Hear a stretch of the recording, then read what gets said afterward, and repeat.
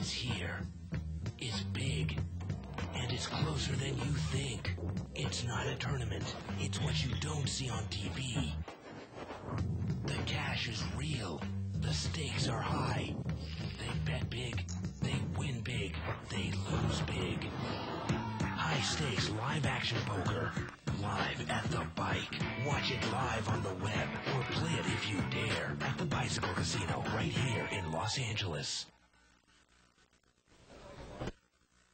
Hello, everyone, and welcome to Live at the Bike, brought to you by the Bicycle Casino in Los Angeles, California, the first and only webcast of real action cash game poker. My name is Bart Hansen. I'm here with Dave Tuckman. Tonight we're going to be doing a little special Monday night affair. Normally Monday is limit night, but we're going to do limit tomorrow. That's right, everybody out there. Limit tomorrow here at the Bike, 8/16 or 2040. I'll believe it when I see it. This is going to be 300 to 500, no limit hold'em, kind of a Barry Woods game that he's put together.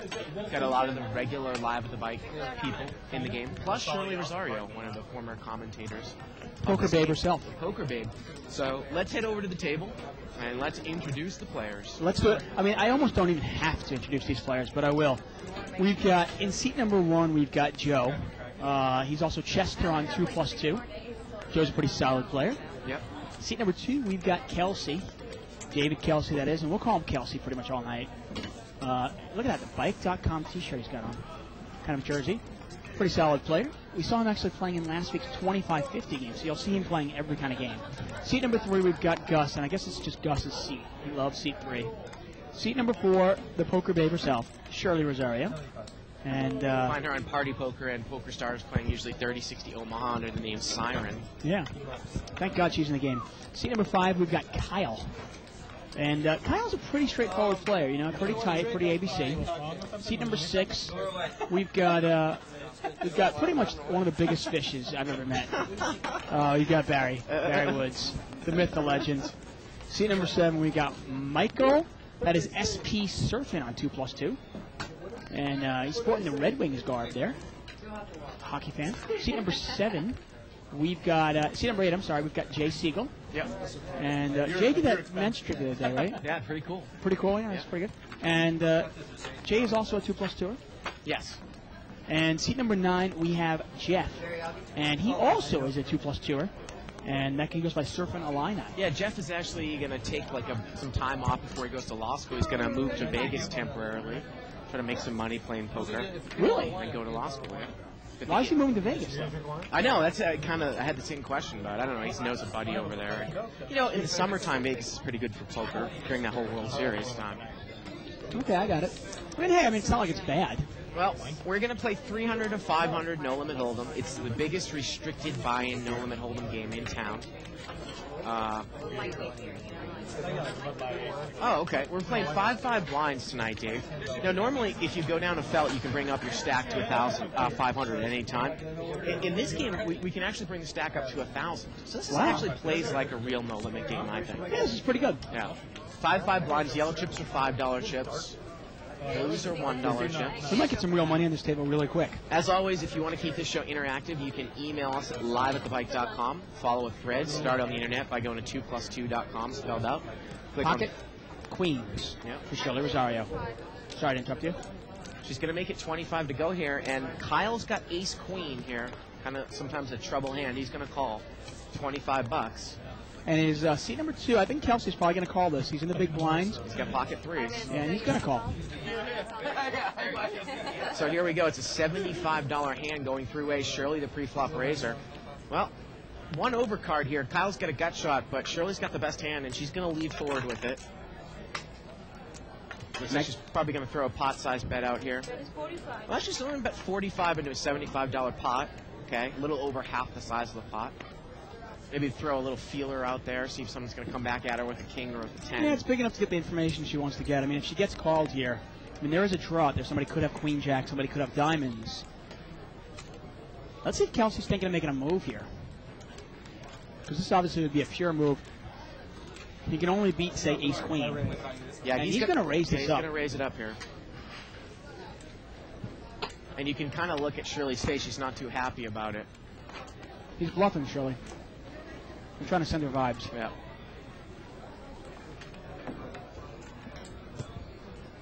Looks like he's going to make it 100 more, and she's out of there. Now, I actually wrote over to Kev Knapp, who started the thread on 2+2. Again, if you want to follow a live thread started on the internet, you can go to 2plus2.com.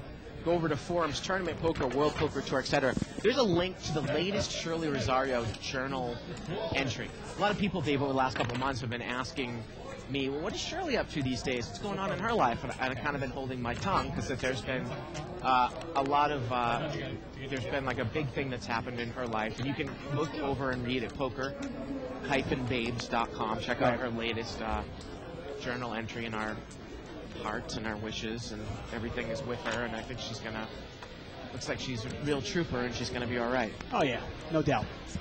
No doubt. Well said. But gonna move over here to seat 9, yeah. And SP Surf and Michael's gonna bring in this with a raise. He's got King Jack offsuit. He's gonna bring it into 25. And he takes it down. Yep. Hey, you can check us out on MySpace, Dave. I actually did a little some shuffling over the weekend. Started playing around with it. Started writing some people, and we've got a couple of interesting friends up there on our MySpace page. And my dream came true up on my MySpace page. My Liz friend, Lou. besides, myself. Right. Liz Lou There you is go. up there. And she I accepted got you? myself as my friend, and then Liz Lou. Yes. Are you one of Liz Lou's top 8 friends? I don't think so. Not yet. Not yet. Not yet. No. But she's one of your top 8 friends. Of course. Yeah. Okay. It's going to move over here to seat 1. That's Joe Chester on 2+2. Pocket 9s for Michael there, and he's going to make it 20. Yep.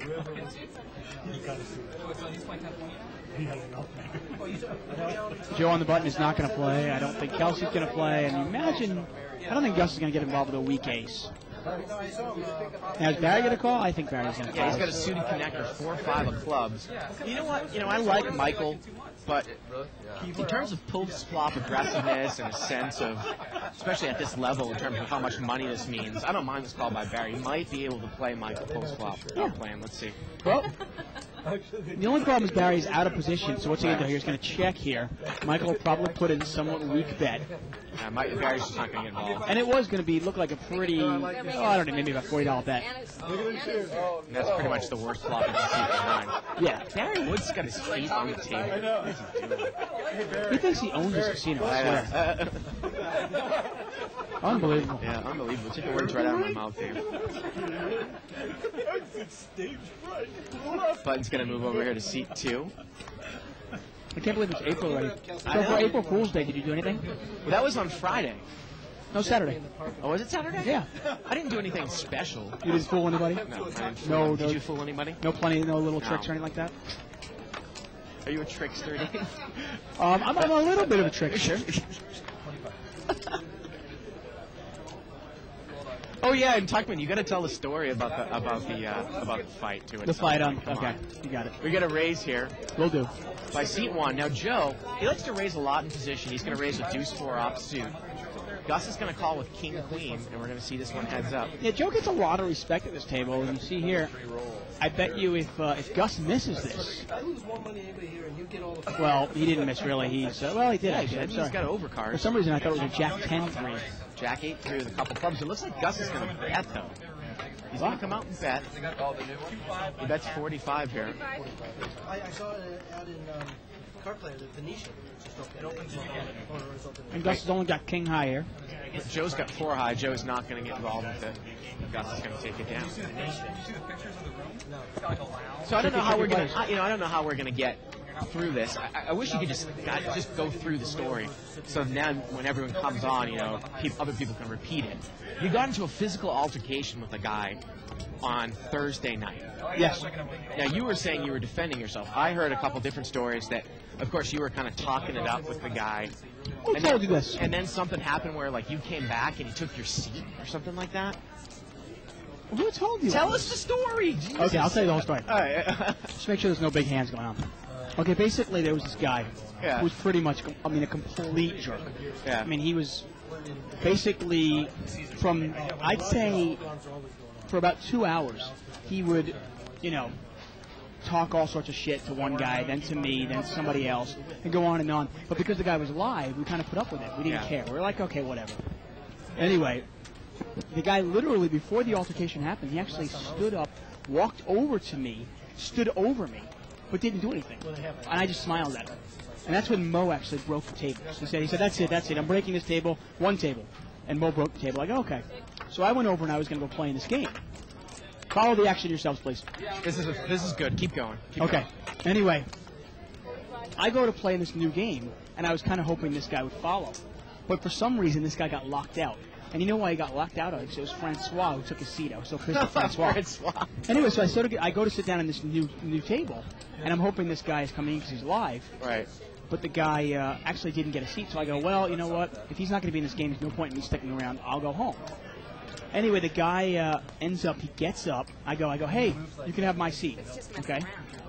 And the guy walks over, and he goes, you know what I'm just going to say? He goes, that's right, get your faggoty ass home, you fucking fag. I mean, he's going on and on and on, okay?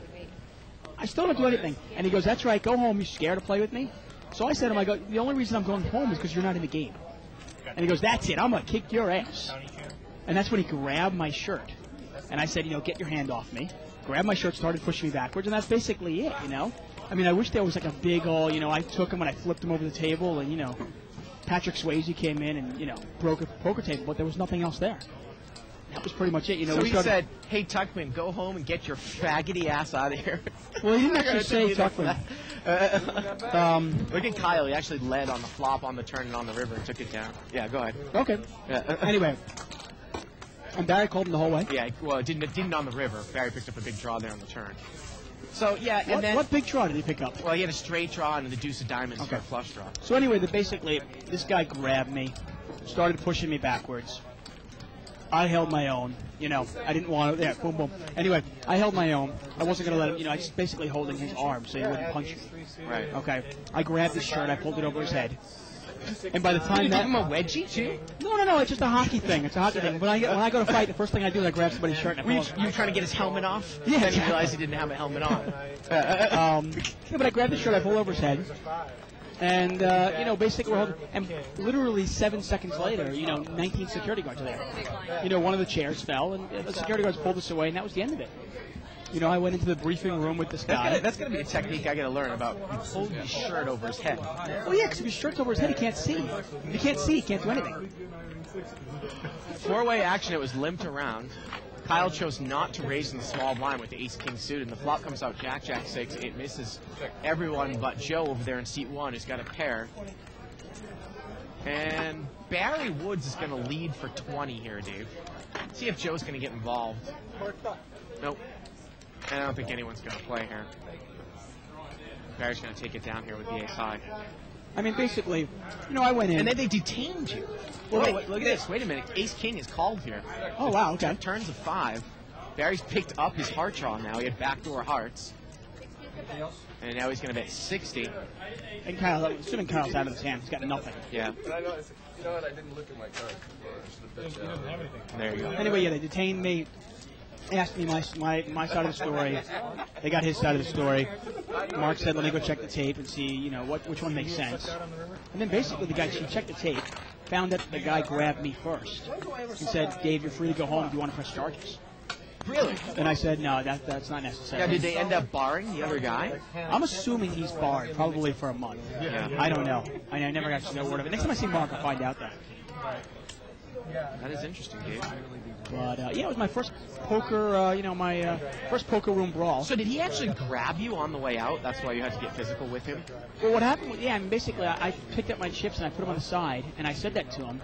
And, I think I'm a pretty friendly guy. I don't think I can say anything that's really rude. Some people might think I'm a little antagonistic, but hey. A little. But that's when he basically said, he goes, I'm going to kick your ass. I'm going to kick your ass. And he grabbed me. That was great. And I don't care. I mean, you know what? You can say whatever you want to me. Criticize me, criticize my show, criticize my mama. I don't care. It's not going to hurt me, But you can't. Once you start getting physical and you start grabbing somebody, then, hey, you got to defend yourself. Actually, I got to tell you, I remember maybe 7, 8 months ago, I'll tell you something that got you off kilt verbally was somebody criticizing your wife in the stud high-low table. Yeah. You remember that? Yeah. I remember that incident. Well, that didn't get physical, but right, I do there's remember. a line that you draw. Right. And that was actually with Drunk Steve. Right. Well, we got a little pet name for everybody, don't we? Yeah. But Bud's going to move over here to Barry Woods. but I'm not. You know, it's not like I'm in 3rd grade. Somebody's going to go, well, your daddy is this and your mama. You know, whatever.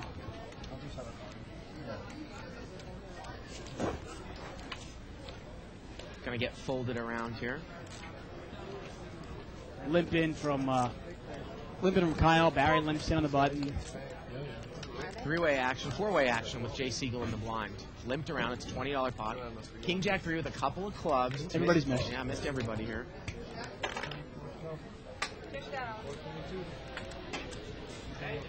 And it's going to get checked around here, dude. Turns to 6. So Barry's got a pair now. He'll He's probably on the bet button, this. and he's probably going to bet here. And he does. He bets corner. Those purple chips are $25 chips. The yellows are 5. Right. That's going to be enough. And I wouldn't buy that Barry had a king or a jack, but I'd buy that he had a 6. They're 57 right now. First half, right? You know, I had an interesting conversation with a really smart guy about fighting a long time ago. One of my best friends is actually he was like a ranked karate, Shotokan, Oh, he was Taekwondo. like a self-defense type guy. Yeah, he's just, I mean, but I saw when I was younger, I'd be like, oh, let's go kick some people's asses, you know what I mean? Right. Be like, yeah, we can kick everybody's ass. And he used to say to me, like, you know, I try to avoid fights. Right. And, I mean, especially with a guy like this. I mean, this guy was clearly, like, either on drugs or drunk or both. Really? You know, I'm like, you know, I'm married, I got a job. You know, I got a good life, a really, really good life. I'm a lucky guy. I'm not going to throw it away for some asshole. Shirley's going to bring this one in here with 8-6 of hearts in seat number 4. Take it down, Shirley. Again, those of you that just joining us, you can click on the link that Kev Math has posted up here on the opening post of 2+2, or you can check out Shirley's website at poker-babes.com. Check it out. She's been going through some kind of life-changing events since she left the show. And that was partly, I think, kind of what she contributed to leaving the show. She wanted to play more tournaments. The LA Poker Classic was coming up, and then she find out that those incidents were happening, and it's a lot on her plate. She also has, 2 or 3 kids? She has 2 girls. 2 girls, yeah. 2 girls. 2 sweet girls. I've met them both. Both been to my house, and they're both lovely. Yeah, I mean, Shirley was so upset about that because, she obviously left our show to really, dedicate herself to the tournament circuit. Right. And then, obviously, the funniest thing is, after she found out, that she had breast cancer. After she found out, she came in here and she said, the one thing I'm the most upset about is that I can't play tournaments. Right. Or she doesn't, or she didn't really, I think what she's saying is she didn't really know what to expect. She said that she's only had 1 treatment so far, but, you expect that you're going to be weak and you're not going to necessarily be able to go through long, multi-day sessions. Barry Woods is going to raise it up here with 75 with ace-jack after Shirley had limped. Big lick suited, and Gus is in there with king 10 of 9. He's going to take this down. That's too big of a raise for Gus. It's one of those times, even if you know Barry's full of crap, you can't call him.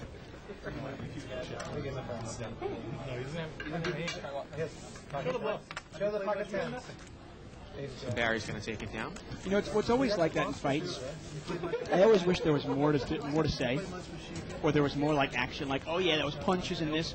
But oftentimes in a casino, if there's ever a fight, the security is so quick. Oh yeah. And it's like nothing ever is going to really happen. Right.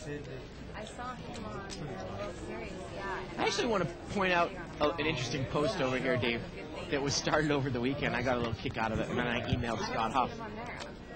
Scott Huff's girlfriend, hot or not? David Kelsey's got pocket queens here in seat 2. When I tell you, you guys have nothing better to do with Scott Huff's girlfriend, hot or not? Man. Look at this. Now, Joe is going to raise out of seat 1. He makes it 30 to go with pocket 7s, but now it's over to Dave Kelsey, who's got pocket queens. And look at Kelsey. Kelsey even says, if I call, are you going to call? And when Gus says no, he goes, okay, well, then I'll just call. Right, and he's going to play the trap against Joe here. Queens against pocket 7s. Well, look at the trap there. Oh, wow. Well, there's one overcard to the queen. It's going to save him. Joe's got a set here. And he's going to bet. So he's nice. He's putting in money for him, too. 75, I believe. Is he bluffing? Now, of course, David, doesn't have. This is a tough spot when you just smooth call. You don't have any information. I here. thought away. I mean, obviously it's easy for us. We can see the set of sevens. But for me, you played it slow to trap him. And now all you're doing is you're just trying calling, hoping there's a king, and hoping bluffing. Yeah. I mean, now all you have really is a bluff catcher. So I'm going to lay down my big And it's a good laydown. Well, lucky for Kelsey, that flop didn't come, say, 6-6-7 or 6-7 deuce. Yeah, if it comes out, exactly, it comes out jack high, Yeah. and that's exactly what you're trying to do. You're trying to trap him. He never puts you on a high pair like that. Yeah. There he goes. See how they lie at the poker table there? And He's in their pocket too. takes it down there.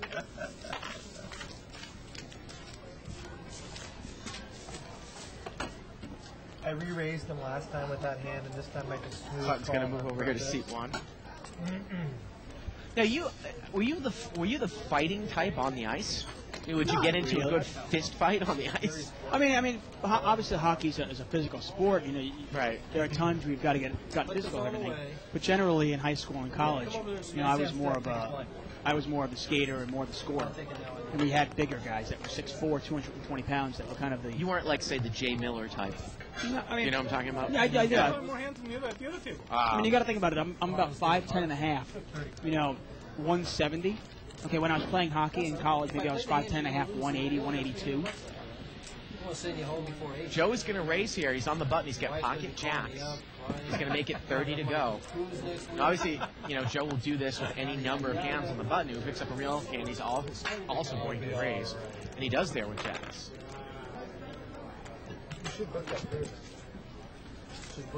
Button's going to move over here. I mean, I'd love to lie and just kind of fabricate this great story, but I feel kind of a connection with you and our viewers.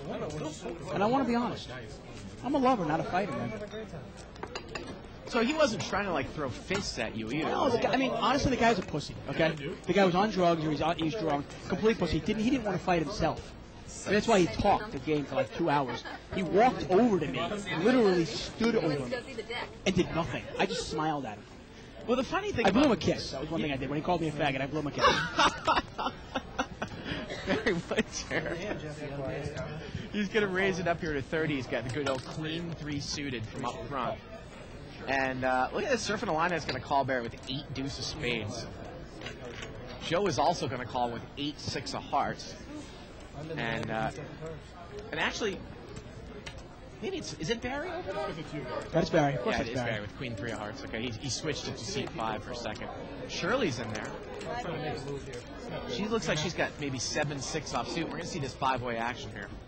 Oh, 6-6-8. Look at this. Joe has flopped the full house in seat 1, and Shirley has 7-6. And Shirley is going to lead out here. She's going to lead, and she might get herself in trouble here. Now, Gus has got a flush draw. Is Gus going to get involved? Shirley has come out and bet. If Joe slow plays just a little bit and Gus calls. Now, the thing is, though, with a bet from Shirley and a call from Joe, do you get involved with your Gus? Well, no one's called in between here. Shirley has bet. Jeff is going to get away from the it's easy lay down, and eight let's deuce. see what Joe is going to do now. Well, that's the question. Now, when he calls, minimum calls, maybe raises, do you get involved with King 4, or do you assume one of these guys is a 6? We've had this discussion, you and I, off the air. We want to bring it more and more on the air. When you have a situation like this, and say Joe puts a mini raise out there, and you know he's got a minimum of a 6, what do you do with 6-7? What do the pot odds have to lay you in order to get involved with your host stack, usually probably just hoping for a chop? Because, 5-6, if you have 6-7 and he has 5-6, chances are it's going to be a chop. If he puts a lot of heat on you, do you want to get involved? Now, Joe did just call here. And Gus is still in the hand here. Yeah, this is with the King 4 question. diamonds. Gus has got King 4 diamonds. Now, this is the question. Now, Shirley has bet out, and he's going to call this, and I think it's a mistake. Yeah, he's going to call on a paired board. And he's almost got all his money in He there. doesn't have any chips left. I think it's a bad call. He's got to. to realize that one of these guys probably have an 8 and one of them's got a 6. Well, here we go. The turn's at 10, so you would figure now with 6-7, if you're up against 5-6, it would be a chop. Gus checks. Well, it's and Shirley's just going to move all in, and Joe's probably going to Hollywood it up here. I don't, it's real hard to get away from that. No, absolutely. I mean, I've seen people also. Remember, she bet out a trip 6s. Is it possible that somebody doesn't think she has a 6 because she wouldn't bet her 6 right away, and maybe she's getting called by, say, ace 8?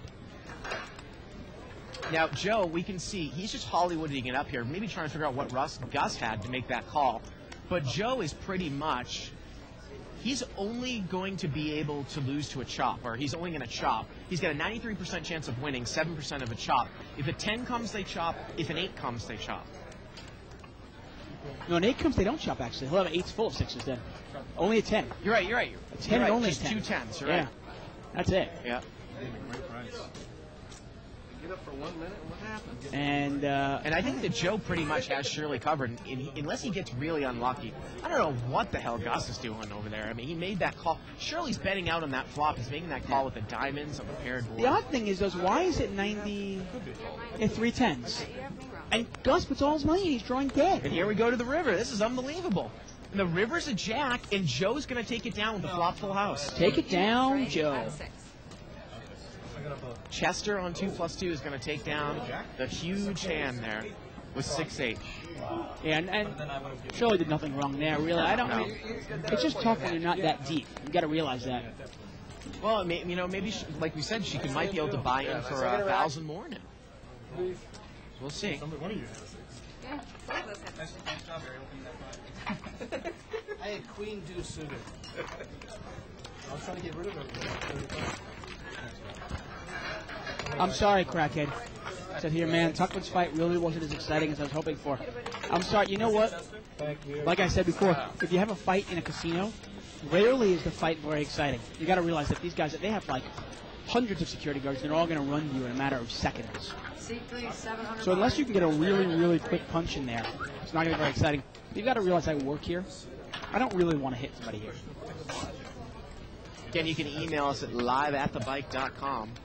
Questions, comments, suggestions, as always, appreciated. I mean, can you imagine? Can you imagine if I actually took a real fight? I mean, like, you know, all-out brawl, punches thrown, blood. What Evelyn would have to deal with? What a job I have. I mean, she just looked at me like, why do you give me these headaches? So Shirley's going to buy for, what, 700, I guess? 40. She's going to buy 700 behind. And a nice pot there for Joe over in seat 1. This is one of those games where if you're playing really deep stack poker and you have a 6 there and you bet and you get called in 2 spots, you almost have to put one of your opponents on a 6.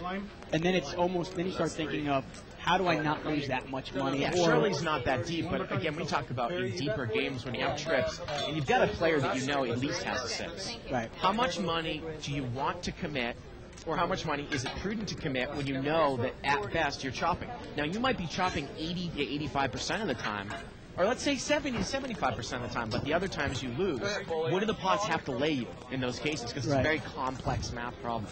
Yeah, especially early on in the hand, though. In that case, she didn't have much money involved. She bets 75 on the flop and gets called in 2 spots. At that point, she could have been like, maybe one of them's got a diamond. What does the other one have? Yeah. Barry Woods raised there, pocket 7s. He's going to take it down. Now, tomorrow night, again, we're going to do limit hold'em, 8-16 or 20-40. So anybody watching this show want to contact their friends that might want to come down here. Or, again, you can PM David and I tonight about, that game. If you try to PM us in the afternoon, unfortunately, we're working. A lot of people get caught up and they try to message us during the afternoon. And, we're just not going to be able to get to that. But actually, I wrote something up on 2+2 in a different thread that you can always call the casino and ask for me. I'm usually here before Donna or Dave. Kelsey made it 45. Ace Queen of clubs. Ace Queen, yeah. You wonder if Kyle's going to get called. He's got Jack 10 of clubs, kind of a connected hand. 45 total. And he's going to call, and that's definitely going to bring Barry in. 4 and 4. 2 pocket 9s out there. Barry and Jeff surfing a line 9. Chances are a 9's not going to come here. Yeah, they're in bad shape. I don't think it's the amount, Barry. I think it's you. I don't think it's the amount. I think it's you. So here we go. It's a $225 pot. King 8-3, all spades, and the 9s are in the lead right now. But remember, Kelsey was the pre-flop raiser with Ace Queen in seat 2. It gets checked over to him. Is he going to fire out, Dave, into 4 opponents? Now, this is sometimes you talk about if you could, wow. I can tell you, call me a pussy. I might not bet there against 4 people. I know you always say, you're like, if it's going to get checked to me, I like to bet. He's going to bet 200 here, and that might get it done, because the only things that, the nines, I don't necessarily know if they're going to call him. Barry's thinking about it, though. Amazing that Barry's thinking about it with 2 more players behind him. Yeah. I mean, it's one thing if Barry was in seat number 1 spot, in Joe's spot, and he was last to act. But you know what? I mean, it's not necessarily always a bad bet. I don't know if I would commit that much. He's betting 175 into a pot, but it's about 180. Could you bet maybe 115?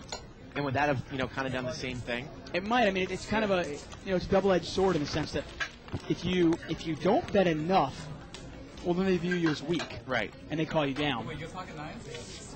The problem is, though, couldn't somebody be check raising them? Couldn't somebody have flopped the king, checked it to the razor, Right. the pre-flop razor, let you bet and now check raise? But now that you bet 200, are you almost committed to the pot? Right.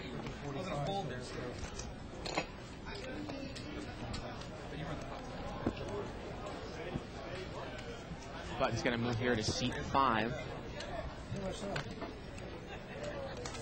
So what's the verdict? Scott Huff's girlfriend, hot or not? I think people said that she was a 7 out of 10.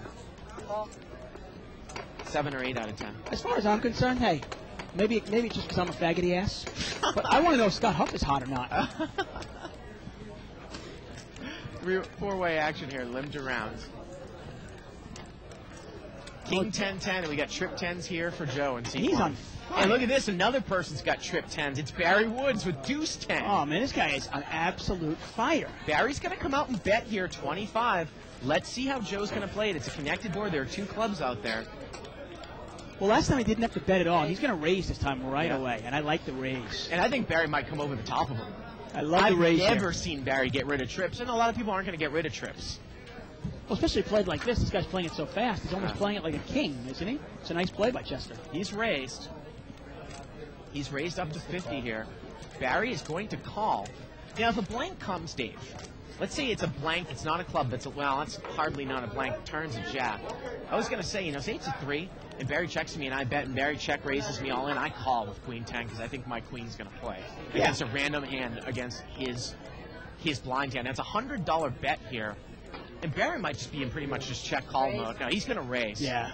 Well, you look at it now and you look, well, I guess if Barry was in there with some sort of straight draw, I don't beat it. I'm all in. He's going to make it 200 more. I'm all in. No way I'm getting away from this with Barry. No chance. Especially he's got the queen. He's open-ended, too. Well, the things you're scared of are ace 10 now, and you're also scared of jack 10 or king 10. Those are the 3 hands that would really do you in now. Obviously, ace-queen is ahead right now as a straight. Right. So is queen 9. But and Joe's going to make the call here. And this pot is about $700 as we go to the river. Barry needs a deuce and only a deuce. Or a king chops it up. Here we go to the river. And so does a jack. And the river's an 8. And let's see what Barry's going to do now. All in. Barry's going to move all in. And I think that this is an easy call the way that Joe has played this hand. How much is it? It's a little, maybe $225. The pot's about $1,000 here. Yeah, and Joe calls. And Queen 10's going to play. No good, Barry. No good. Yeah, good job there, Barry. Well done. I tell you, people are just giving Joe money. Wow. Giving Joe money. Rampage. What is he? What is he? I know. He must have like $1,600 in front of him already. Yeah, that is insane. Jesus. Again, that's Chester on 2+2. Wow. And Barry is going to buy him for $1,000. Yeah. Well, I think they made that rule specifically for Barry. Once again, we're live at the bike. I'm David Tuckman. Here with Bart Hanson. We're playing No Limit Hold'em. Blinds are 5 and 5. Now, this is a restricted buy-in game, 3 to 500. But if you go to Felt, only at this game, you can actually buy into $1,000. Yeah, and that's what Barry's going to do. Changed the rules up a little bit here tonight. And I actually think this is the rules that should be in this game. I think if you go to Felt, you should be able to buy in for $1,000. Well, personally, it's definitely a big game when you talk about $5 and big blind at $1,000. You got to realize if you've lost your 500, that means somebody else is 1,000 probably, and you should be able to at least come close to matching them. Because if this game goes on for a while, and let's say the small stack is 12 or 1,300, and the big stack is 2,100, and you've got to constantly rebound at 5, it just doesn't make it. It's not really even ground. David Kelsey's going to bring this one in for a raise to 20 here from up front with Queen Jack off suit. He wins, he wins. 20 bit? Yes. Just happens. He's like the mafia. He's like, And, you know, I don't know if you've ever seen Jay Siegel play at this level before, Dave. He usually plays it real tight at seed 8. But he plays usually 200. Yeah, he usually plays the 200. 10 whites. And Jay's a pretty solid player. You might not see him play more than like 2 hands the entire night. Right. He was all excited actually on Thursday night. After I want to say he was probably down $150, $200 in the 200 game. After the show, he went on a rampage and bought him for another 200 and ended up turning that into 1,400. Wow, the 200 game. Yeah, he was so excited. He came running over to me every single time. He actually came running over to me about probably 20 minutes before the fight. But I think he left them before 11. Bud's going to move over here to SP Surf and Michael. Here's humor. Who's the big one? Good one, sir. Again, tomorrow night we're going to be doing the limit hold'em, Dave, not the 3 to 5 that we normally do on Tuesdays because we're doing it tonight.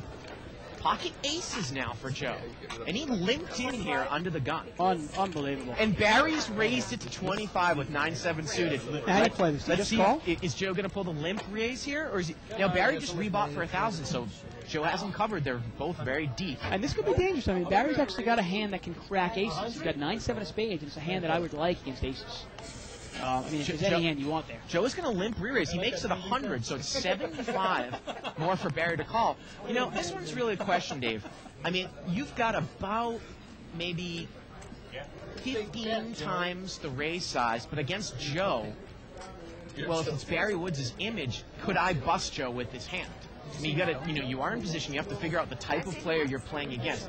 He's making it $75 more, and Barry has about $950 behind. Well, I mean, can we put Joe specifically on King's races here? He limped in, and now re-raised 25 to 100. Can you put him specifically on those 2 hands? Well, he might be just doing that. He could have Ace-King, Ace-Queen here, just doing it against Barry. Okay. Barry gets away from it. See, if you think there's a chance he has Ace-King, then I think it's an easy muck. Right. If you think he definitely has aces, then maybe you call the 75 more. All right, he's going to buy the button here. Thinking, okay, if I hit my hand, I'm going to break him. But he has to have aces, because you just don't want to get ace-king. Too many things have to go right for you to bust him. Right. After the next game, But it's one of the reasons Doyle Brunson always says he actually prefers ace-king to aces. In the sense that when he hits his ace-king, the likelihood that the cards that hit somebody else's hand also are much smaller than if he has aces. Because 3 cards obviously can help somebody else. Hope that makes sense. It's actually quoted from Super System 1. 2 hands here. We got Ace-Queen, Ace-Queen. And Queen, and King-Queen. And King-Queen. 25. And I kind of said that was a stupid quote a couple weeks ago when you said it, and I still think it is. I'd rather have Ace-King than aces? Not really. And I love Doyle Brunson, and I love Super System, but I understand you've got the book and read it. Right. And you got to kind of take it for what it's worth. Of course. But when you take it out of context, I think it kind of sounds Right. stupid.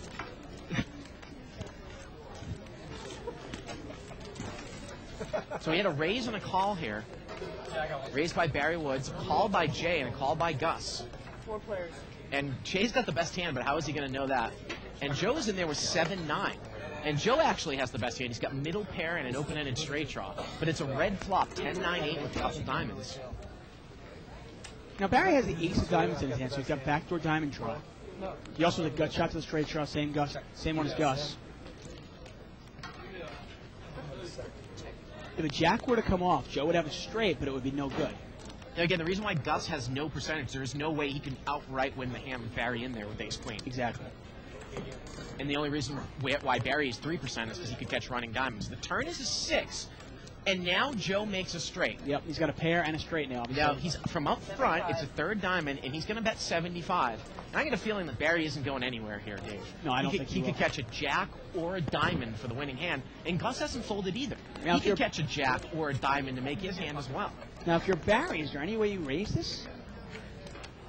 First, obviously, you got to see what Gus does, but is there any way you raise this thinking, is this guy maybe betting a pair or 2? Well, there definitely are things that, if you're Joe, you don't want to see a raise pretty much all in. You might not even commit your chips with that hand because he could have a 7 with a flush draw. He could also have a higher straight. He could have queen jack or jack 7. Definitely. But Barry just calls here, and here we go to the river.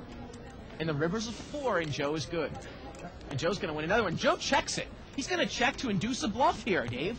I think he puts Barry on a high diamond, but Barry checks right behind him. That was kind of funny. I like that. Barry just gives it up. It's almost kind of. I mean, Joe was almost like to read Barry's cards that he had a diamond. Maybe he thought he was going to fire out. But again, you know, if you're deep in that game, and I had 7-9 of spades, and I threw a bet out there, and I was in a deep game, and I got raised a whole lot, or I got put all in. You know, I think there are times where you just don't even get involved. You might fold there. Well, let's take a look at a chip count here. Over $6,000 on the table. He's on fire. Let's take a look at the differences here. And Joe is up $1,100 here. That is unbelievable. And you're surprised. Look, Barry's in last place. Oh my God, look at these hands. We've got pocket tens, pocket jacks, pocket queens. Wait a second. These are dummy cards. I think I think we were supposed to be going crazy with this one, but yeah. I could kind of see the fact that there were like other cards around. I don't know if we can get all these cards up here. This is funny. I don't know if I could run through the card windows real quick. Just go like 1, 2, 3, 4, 5. This is pretty funny what we're looking at here. It's funny too. I'm looking at jacks and queens and the tens, and then but the morons though. Queen of hearts, 2 hearts. Right. You know what really would have worked, and it would have made it really funny, actually? If the cards were actually different. There's not 2 sets of tens of diamonds. Right. Well, look at this. Both tens of diamonds have hit a set of tens. Right. Amazing. Very confident, but not that. So I think it's just paper. I don't know. Do they have real cards there, though, as well? 40. See, it would have really been interesting had they... Oh, they're actually playing a hand. Yeah, they have a real hand. King 10-6 on the flop. Couple clubs. Shirley is bet 40, so I guess we're going to play this one blind. These don't play. These don't really play. Oh, wait, I got Barry's got a set of 10s. I got the set. Yeah.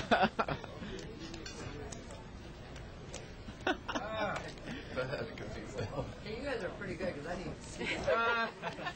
But they didn't either. When he asked for the rack, he must have slipped it. And Jay is going to call here. So we're playing Shirley's hand blind. Let's see how good they are. Let's see if they can actually know our You got to think, now, if Jay called here, Dave, does he have a minimum of flush draw or maybe even a king? I mean, it was limped around. Shirley bet, Jay called. David Kelsey's out of the hand. Joe is also in the hand in seat 1. We've got 3-way action See, I mean, here. Shirley could have a lot of hands. Shirley here could have queen jack. Shirley also could have The clubs. turn is a queen. But you know that Jay's got minimum king. The pot's $150. Joe checks and Shirley checks. And let's see if Jay, 120. he's going to bet. And I think he might even have 2 pair here. He's going to bet 120. I imagine Shirley was on some sort of draw there. Bet the draw.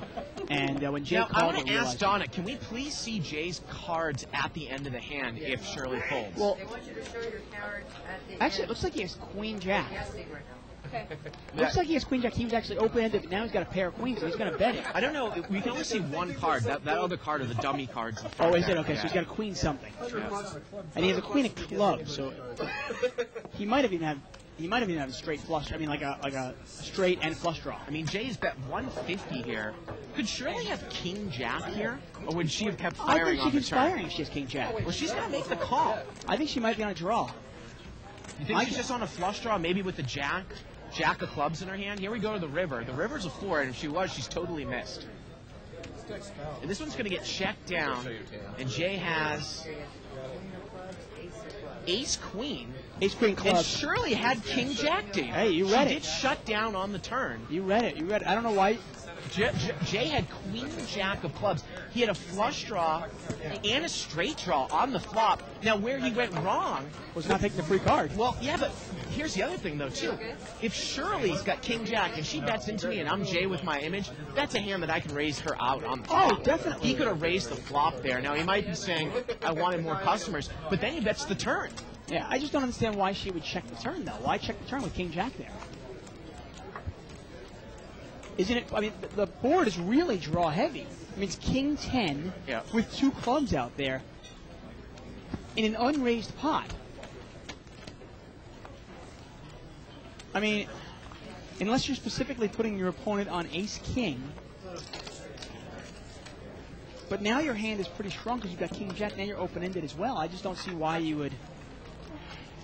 Yeah, I think I might continue to drive. I think you have to bet Especially that. against Jay. And against Jay there, you can just check the river, and he's probably going to check behind you, too, if it's Jay, you know. You might be betting to control the pot size. Right. Instead of having to call a $120 bet, maybe you can bet 75. You throw a $90 bet in there, a $75 bet in there, and I think that Jay, you know, Jay just calls.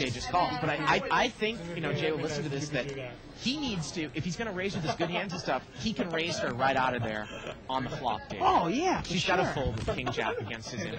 For sure. Ace 10-10 here on the flop. 2 people have aces, and there's more of those demi cards. Seat 5 has ace 7, and Gus has ace 8.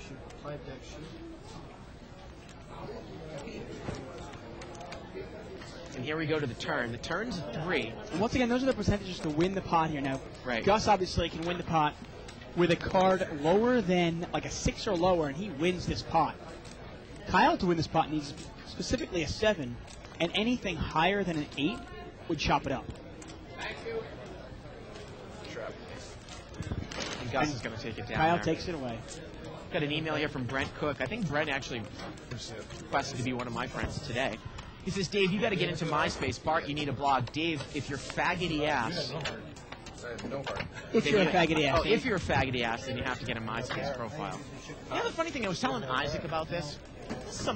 I love this country, and I consider myself a fiscal conservative. When I was younger, I usually considered I myself. thought you were going to start singing some sort of national anthem. No, I usually considered myself, I was kind of like a punkish, young-ass Republican.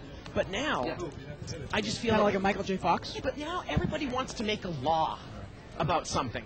It's almost like the Christian right. And somebody wants to shut down MySpace because I guess, there have been guys that have been trying to, seduce young girls, 14-year-old girls in Florida. So we're going to shut down the whole thing. Something We're wrong gonna with shut that? the whole site down. There's 20 million people that use the site for legitimate reasons. No, not that. It's just something wrong with trying to seduce the 14-year-olds. I mean, I'm trying to have a serious conversation here. You just Okay. got I a was raise being here. serious. Got a raise here by Mike. Seat 9 is going to call. Mike's got Queen Jack off suit. Jeff is going to call with Queen 10 suited. 6 players. 6-way action here. $120 pot. 9-9 deuce with a couple spades.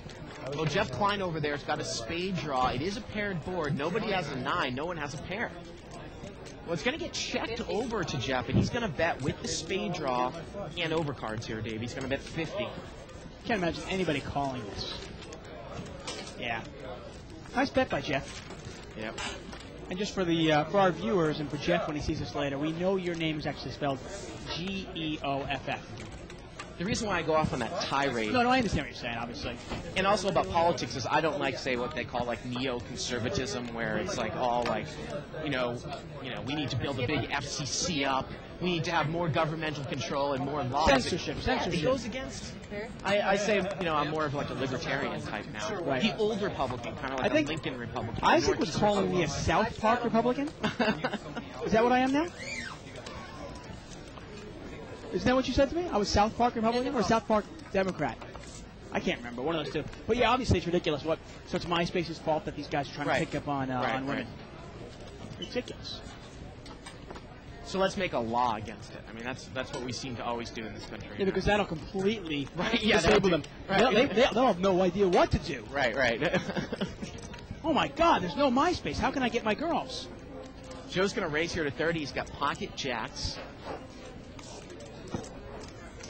Seat number 2 is going to call.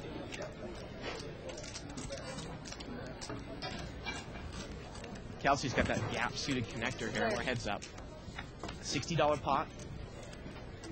Ace 6-6 here. Again, Joe's up almost $1,300 for the night so far in about the first 45 minutes. Now, Kelsey's usually pretty good at reading his opponents. And look at the way Kelsey threw in Joe's money. Very casual. Well, Kelsey's totally missed this flop. Yeah, now, like you said, he did read Shirley earlier in the first or second hand of the night, correct? Yeah, and this is one of those, obviously the ace is an ultra scare card, but at the same time it might be scary for your opponent. And you're wondering if Joe has raised a pair here, can I represent that ace and scare him off? sometimes you might call this one time. See what happens, right? Yeah, just call him one time and see if Joe can fire again. Well, and I think the reason why you can represent that board heads up, you know, if Joe raises, I might call him with ace-king, I might call him with ace-queen, and if he were to bet that flop, I would still might play it if I had ace-king the same way I might play it with 8-10 trying to represent something. If he bets, I might call. On the turn, if he checks, I bet. If he bets the turn, especially if I have ace-king, I might call again. The river card, you know, if he checks, I'm probably going to value bet. If he bets again on the river and I think it's weak, I still might value raise a little bit. You never know. You got to realize, obviously, a board like that ace-6-6 rainbow. Ace-king is almost the nuts there, isn't it? Well, there's no straight draw. There's no flush draw. Yeah. You know, if your opponent's betting, they're either bluffing, right, or they've got a weaker ace than you, probably. The only thing that you're going to get beaten there by is if the guy brought it in with some sort of suited connector, which has got a 6 in it, or they have aces, which is very unlikely if you have ace-king, right? Right, exactly. 5-way action here. Oh, Barry's flop. Look at Barry's flop straight, and he's got a straight flop flush for draw. Barry. 7-4 spades. Are you kidding me? Does anybody have anything, though? Barry's going to bet 25. But you like And is he going to get any action? No, he's not going to get any action. Mike is going. Look at him. Call me, call me, call me, call me. Dose me up. Shows 1-7. Now, sometimes, you know, again, some of the problem, though, well, not necessarily a problem, why you might not raise on the river or on the turn with ace-king there if, say, Joe kept betting at you. If Broadway falls on the turn or on the river, that's 2 more hands you can't beat. Say a 10 comes on the turn and now queen comes on the river. Well, that's even, you know, well, now you can't beat aces up. You also can't beat a set, a bottom's full hand that he might have turned a river as well. Yeah, exactly. You know? Well, you got to think if this guy raised at pre-flop, you know, he might have raised with pocket pair, and yeah, he might have raised with 10s or queens. Right. And obviously ace-queen and ace-10 are other possible holdings. And again, when a queen, a jack, or a 10 comes, now ace-jack, ace-queen also beats your ace-king with the 6s paired up I mean, there. you were playing with me, I want to say a couple of weeks ago, where a guy kind of donked up his chips to me when I had ace-king. Yeah. And the guy just, he bet into me. I just kept calling him in position. Right. You know, until I figured he was pretty much pot committed, and then I raised them all in. What? Fusion. What's that? You know, I'm not, obviously neither one of us are strong advocates for slow playing, but if you suspect that maybe your opponent is bluffing, well, hey, there's no need to let him off the hook. Let him keep bluffing. Yeah. It's limped around here. Ace 3, 4, 6 on the flop. Barry took a shot at it. And he got called by Mike with Jack 5. Well, yeah, he's open-ended with Jack 5. And River's 5. And this one just probably is going to go check. And Michael takes it down. Yep. Backed into the pair. Michael shakes his head, but he has the winner. So he's got the Red Wings jersey on, Dave. Yeah.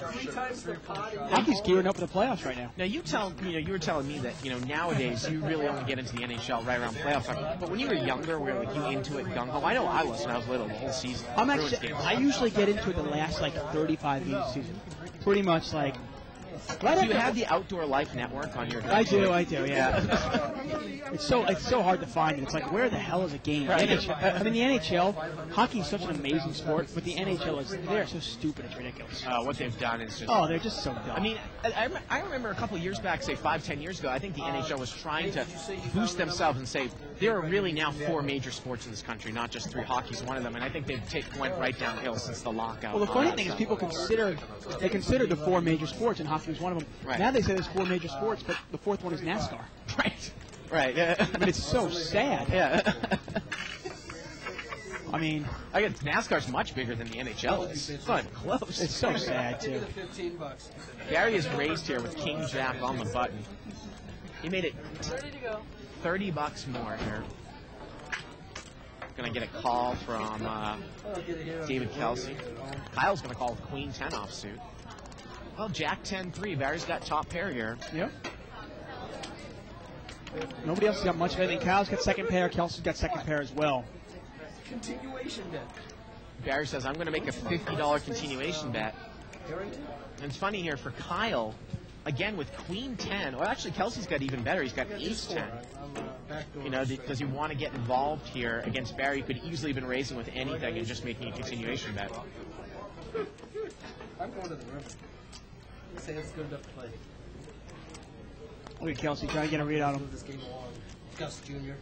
I don't think Kelsey's even looking at Barry. He's just wondering if Kyle has anything. Dave is steal. What's with the diamond? Yeah, he's going to raise it up here. Well, we know that Barry's not going anywhere. No, and this is one of those cases where you might just call this time. And if a blank comes on the turn, let Kelsey bet again, and you might raise him. And then take the free showdown. Wait, I think he just called, Dave. He Oh, called, okay. and Kyle's going to overcall with Queen 10. That's a real surprise. Wow. And this pot is over $200 here. Here we go to the turn. Turn to 4. It changes nothing. Now, if you're Barry, you know, I think you still think the King Jack is good here, and you might put in another big You bet. have to bet this. Yeah. Look at that board. Jack 10 with 2 diamonds. Now, we're not talking about pot control here in a game when you're against 2 people. I think it's pretty obvious that your hand is good right now. Yeah, you could bet and take a showdown at the end if a scary card comes. Well, that's the whole point. Yeah. Actually, even if a scare card doesn't come off, you might check the river. Yeah. But I think you need to bet here and put the pressure on any draw. One of your opponents could easily have king, queen. The other guy could easily have diamonds. Barry's going to bet 150 here. Kelsey's out of there. I think once Kyle overcalled, Kelsey knew his hand wasn't good. Exactly. You wonder if Kyle hadn't called, what Kelsey would do. And Kelsey's probably wondering right now, why did you fold? He probably thinks he had the best hand. River was a scary diamond. Again, if you want to take a look at liveatthebike.com, take a look at As Seen at Live at the Bike. We talk about, you know, overcalling, what that means, definition of overcalling. Normally, overcalling with second pair with a mid kicker is not something that you would normally do. No, not really. Might be a special case where maybe Kyle thought that Barry was full of it, and Kelsey thinks that Barry's full of it, so he's going to call something like pocket 9s. I guess so. I mean, my only thinking there is those. I've got to have some sort of other redraw. Like if I have a 10 with the ace of diamonds and I have backdoor diamond draw as well, something. Right. But queen 10, what am I rooting for? I don't even know what that guy wants. Again, you can add us to your MySpace list. Go to myspace.com, add Live the Bike as your friend, add me as your friend too. Skype us, email us at liveatthebike.com. MySpace address is myspace.com/liveatthebike. Got a raise here by Gus. He's got king, queen suited from up front, and he's going to take it down. How was your weekend? Good. Yeah. I got to tell you, my weekend got off to a great start. After the show, you saw me, I jumped into the 10-20 game on Friday night. And I got to play with Dimitri and a bunch of others. And actually, Ronnie was kind of watching the game, and Ronnie goes to me, goes, "Hey, Dave, don't donk off your chips. But if you do donk them off, give them to Dimitri." And that did not happen. It turned into a great hour and a half. Yeah, we had an email here from Matt K, who's in Roswell on 2+2. He says, after you sat down and won a bunch of money off Dimitri in 10 minutes, I wanted to kick your ass too, referring to the fight. Hey, bring it on, Mike. Matt. The hell's his name? Matt. Roswell, right? Matt. I'm messing with him. No, but I can't. I can take Matt. He's not very big. Matt I can take. There are a couple of guys. Barry, I can take Barry too. He looks kind of stout. No. Come on, it's all fat. 25. Look at him. He's an old man. $25 raise here by SP Surfer Michael. Call. 20 more? He's going to make it 25 to go. Joe is going to call here with pocket 4s. Gus has got the old 8-5 suited hand here. And we're heads up here. So Mike's opening his game up a little bit from the cutoff. Oh, set of 4s. Wow, for look Joe. at Joe. He's flopped bottoms, so let's see how he's going to play it from up front. Well, this is one of those I actually will bet it pretty strong, and I just hope Michael's got a queen. Because remember, there's really not much else out there. You bet it, you Well, hope I he's mean, got this is heads up. You know, you might finagle it a little bit. But whenever there's multi-way action, like say more than 3 or 4 people in the hand, Right. and I flop bottoms full, I like to try to get my money in on the flop. Call me crazy, because you don't know where you're at. He's going to come out and bet, and Michael's just going to I don't mind the play, though. I mean, you got to look. In this case specifically, you're playing against Michael. Michael's not going to put money in the pot unless he gets something. Right. And you're not going to get much from him unless he has a queen. I mean, he might maybe make a weak continuation of that with ace-3. But you might have him if he's got an open pair of kings or aces. He's probably going to at least call. He's not Yeah, I going to mean, fold. I think the best way to make a lot of money on that play is bet it, hope that, you know, Michael's got an overpair, or hope Michael's got a queen. Right. Hope that you got lucky.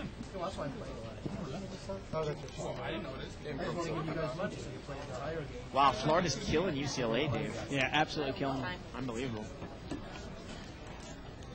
We'd give you a score update, but it's kind of silly since you get it about 6 Yeah, I was a little minutes afterwards. disappointed with George Mason. I guess they had a hell of a run, but I wanted to see them really. Oh, this is terrible. I got a lot of buddies that went to Florida, Yeah. and they're all going to be going nuts now.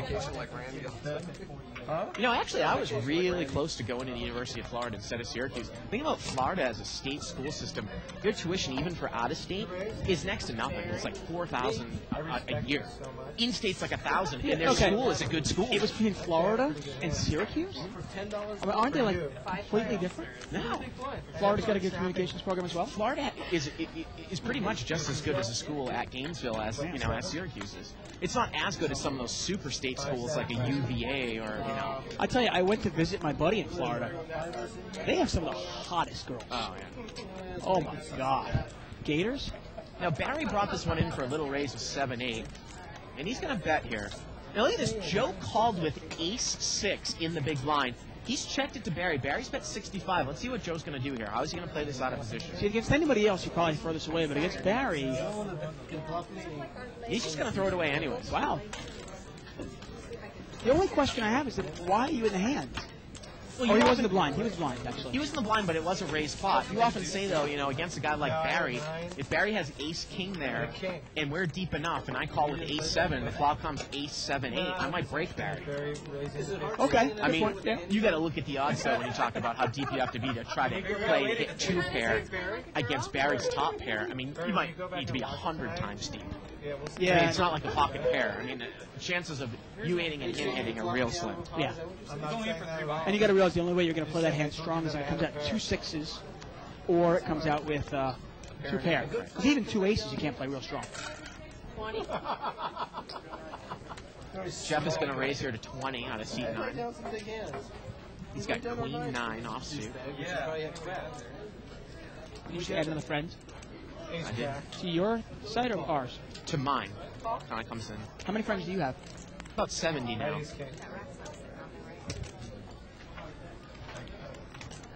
Button's going to call here. Joe is going to call with a suited ace-9.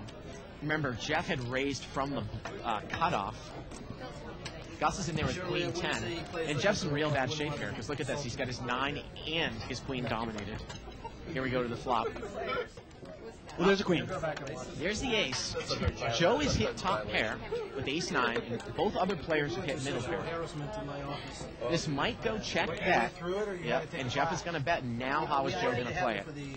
Your insurance Jeff company has 40. so that you don't get tapped? No, it's a federal law, and we have 100 employees. So we have Joe does have backdoor clubs here as well. Would you call one time here, see what happens? He's actually gonna put a little mini raise in. I actually, I like that play too, Dave, because I will mini raise with my sets, with say maybe a king jack of hearts there, with maybe 2 pair. I might also mini raise with weak ace to see where I'm at.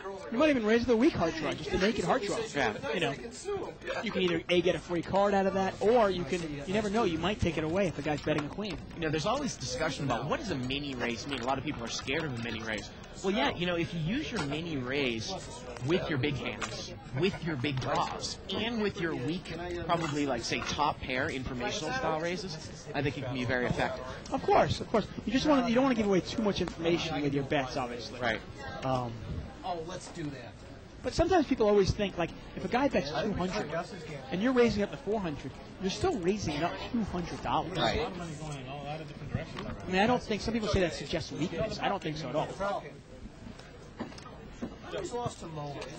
No, I think if somebody makes it a $20 bet or a $15 bet and you're raising it to 30, well, that might not be enough. You might want to make it 50 to go, depending on what the pot is before that. Get so bored taking everything. So this MySpace thing, is this basically like a whole singles thing? I think some people use it for that, Do they? Okay. but not as much as say like Match.com. I got you. Barry's got top pair. No kicker. Imagine he's going to put a little bit of a bet out there and see what happens. I think Barry raised it under the gun with queen 3. He loves that queen 3. It's got some hidden value. I mean, look at it. He's got 2 straight draws with queen 3. He's got 2 flush draws with queen 3 also. You don't have. Dave, did you guys show this? And if he hits a 3, he probably has the best kicker. You know what I mean? Very valuable indeed. Exactly. I knew he'd fall for it every time. Thank you, Sheila. Thank you. Once again, live at the bike. Unedited, unscripted. I'm David Tuckman here with Bart Hansen. You're watching No Limit Hold'em. Blinds are 5 and 5. This is an unrestricted, this is a restricted buy-in game. If you go to Felt, you can buy into $1,000. But if you're new to the game, you can only buy in for $500. Button's going to move to C3. Gus. New dealer coming in the box, and we're done with the first hour of the show. Just like that. I offered a straddle, Barry. I didn't offer up Mississippi. And Joe has really killed this game over there in seat 1. Oh, he's up over, what is he up, like $1,500 now? $1,600? Phenomenal. 5-5 blinds. Yellow chips are $5 chips. Purples are 25s. Whites are hundreds. Haven't heard much from Shirley. Now, this is, as far as poker lineups go, this is not a good game. I mean, this is not a game that I would go into. I'd be like, oh yeah, I got to play this game. You? Just kidding. I'm going to raise this blind, so it's no that. Well, go ahead and do it now. I mean, is there anybody live in the game except Barry? Let's Let's see where it goes. You said it, not me. Live straddle here by Jeff. Seat 9. Well, you were thinking it. I'm sorry, what? Gus is just going to limp in here on the button in a straddle pot after one limper. One way to play 8s. Shirley's out of there. And Barry's going to raise it to 50 more. And you wonder if Gus is going to pull the limp re-raise here. Is that what he was trying to do with 8s? We saw Paul do it with Dimitri on Friday night. He's got a hand. Jeff is going to call with King 4 suited. Wow. And now that there's enough dead money, is Gus going to raise? I mean, if you figure that Barry might do this with any 2 cards, which he has with Jack 8. And you can't put Jeff on a too strong a hand here, because remember, he's just limped in. Now he's just called the raise. He's been given the opportunity to re-raise it, and he hasn't, so you wouldn't put him on a really, really strong And it hand. actually was Barry who was in the straddle spot here. Kyle's got pocket 3s. I think it's an easy call for Kyle here. Yep. He's got enough money, I believe, to call this, especially with 3 of the callers are there. He's already getting 3 to 1 on his money.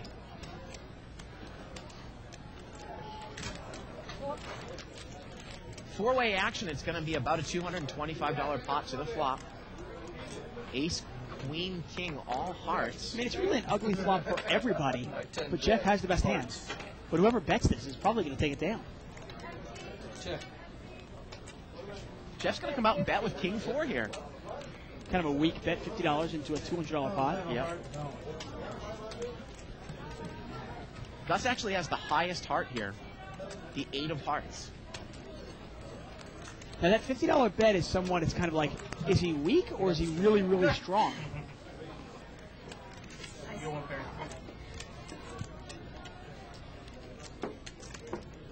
Sometimes people put in small bets to kind of build a pot when they've already flopped the monster. Well, Gus is going to find out because he's going to make it 150 to go. I love, nice instinct here by Gus, and I think he's going to take this down. Kind of sense the weakness from Jeff. You got to look at that. Look at Jeff doesn't have much left there. Yeah, but you look at this flop here, and you go, okay, would he slow play a set? I don't think he has aces, kings, or queens, right? Which would say, okay, well, maybe he's got an ace with, say, a 10 of hearts, or ace with a 9 of hearts. I mean, that would be interesting. But that's a really small bet for that hand, isn't it?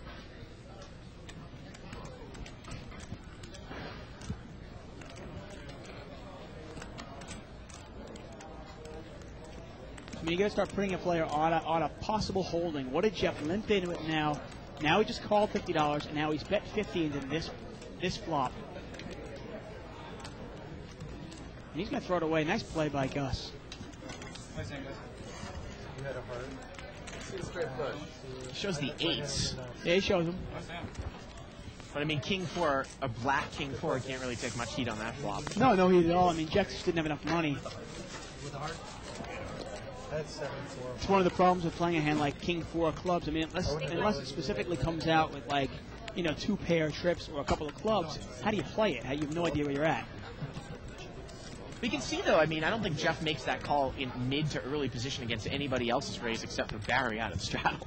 King 4 clubs, I mean, we played it pretty tight all night. This is a great post from Chicken Tender here on 2+2. Bart Hansen, live at the bike commentator and ACLU activist. David Tuckman, casino boxer and child molester. It's great. Dave Kelsey's got big slick offsuit ace-king. Yeah, and Gus has got ace-jack suited. And you wonder if Kelsey's going to pull a limp re-raise against his buddy Gus, who Gus likes to raise it a lot in the cutoff and on the blind. And he does, makes it $30 with ace-jack. I got a feeling that Dave Kelsey's going to come over the top when the thing orbits back to him. And especially Barry calls. Now, Jeff Klein's got deuce 6 of diamonds here. He calls. But see, the problem with that call there, and I know he's surfing the line on 2+2. I don't think he has enough money to make that call. He's only got about 150 left. And here comes the limp re-raise. And that was pretty obvious that he was setting that play out. He's going to make it 100. Now, but the problem is Gus's hand strong enough, and does he have enough money to actually call this with ace-jack suited? Well, Kelsey's got about 600 in front of him. I can see that. Gus has him covered. He's going to make the call. I mean, he's also got position on him, which is the big thing. If you put Kelsey on queens or kings, okay, well, you've got position on him. And if you put him on ace-king or ace-queen, well, same difference. If it comes out blank, maybe I can take it away from him. I mean, it really puts Kelsey in a tough spot when the flop comes out if he misses. And Barry's cards are very live here. I mean, he's got 5-7 offsuit from up front. Yeah, I don't think he's enough. Well, I guess maybe he is. And Jeff is just going to shove the rest of his chips in here, Dave. Oftentimes we will see that with people who are short, and I never understand it because you can just rebuy at any point. Yeah, I mean, and if he loses this, he's going to rebuy at 500. I just don't understand the point of it. But here we go to the flop. Oh, boy, there's the ace. Now, this is obviously easy for Kelsey. Yeah, but how about for Gus, I mean? Gus is in a real tough spot. Gus has got to realize there's a chance Kelsey's got the ace-king here. The pot is about $400 in the main, and we're going to build the side pot up. And Jeff has got a draw. Now, Kelsey's going to bet half the pot. Again, we are building a side pot here. This is sometimes the difficulty with ace-jack. You might call once, try to figure out if Kelsey might have kings or queens. And Gus moves all in. And I think it's an easy call. Well, now at this point with ace-king, I got to, he makes this call. He moves Kelsey in for, let's say, 300 more. The pot now, I mean, is really, really big. He said I have to call. I think it's an easy call. Yeah. I mean, this pot's going to be... You're only losing to what? A set of 4s, a set of 3s, and ace-4. This pot's going to be 1,300. 300 in the main and 1,000 on the side. The turn is an 8, no help. And the river is a 4, and Kelsey's going to take the whole main and the whole side. Gus badly badly overplayed ace-jack there. And I didn't necessarily dislike the ace-jack call pre-flop. I mean, but you've got to realize you don't necessarily want to see your ace. Well, the issue, the issue there though too is that, if you're going to call there with ace-jack and Kelsey only has about, let's say, 400 or 500 left there. I mean, Gus moves all in. Kelsey probably only calls him with a hand that has him beat. It's just tough. This game brings up awkward situations. In this game, in the 200 game, with restricted buy-in and stack sizes, where there's just, a time where if, say Gus is deeper, you might be able to get somebody off of ace-king, but just no way that Kelsey's going to muck for 300 more with top pair, best kicker for a $1,300 pot. I mean, if you're going to try to get somebody off ace-king there, it's not going to be on the flop. It's going to be maybe you call on the flop, a spade comes off, and then you represent. Or a 5 comes off, or 5 of spades, ideally. Look at Joe Chester in seat 1. He's got pocket. Excuse me, that is Jeff Klein. He's rebought for 500. He's got pocket kings. And Jeff is raised here. And to Joe's going to call with 4 or 5 of clubs. Yeah, he's got a suited connector. And he's got position.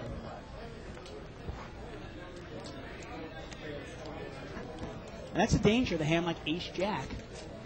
It's one thing to call pre-flop, then you don't really want to lose another 600 when you flop your ace. Three-way action here. Barry is in the hand. Oh, look at that flop for Joe. He's open-ended here. And it's a total rainbow board here. Queen 6-3. Jeff's going to bet here with the overpair. And I think it's an easy call here, especially with Jeff's got more money. Jeff's got another 400 behind him.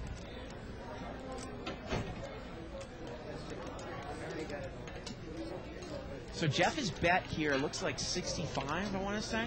And sometimes you might want to raise this up. You've got to realize that if you do raise it up, he might re-raise you, and you might price yourself out of getting the draw. Joe is going to call. You're in position here. I like it. I want to point something out here as we go to the turn. The turn's a queen, and boy, that is a card that Joe could really represent. Definitely. And this is the question. When Jeff checks to him, and he did check, Do you take the card, or you want to represent the queen here?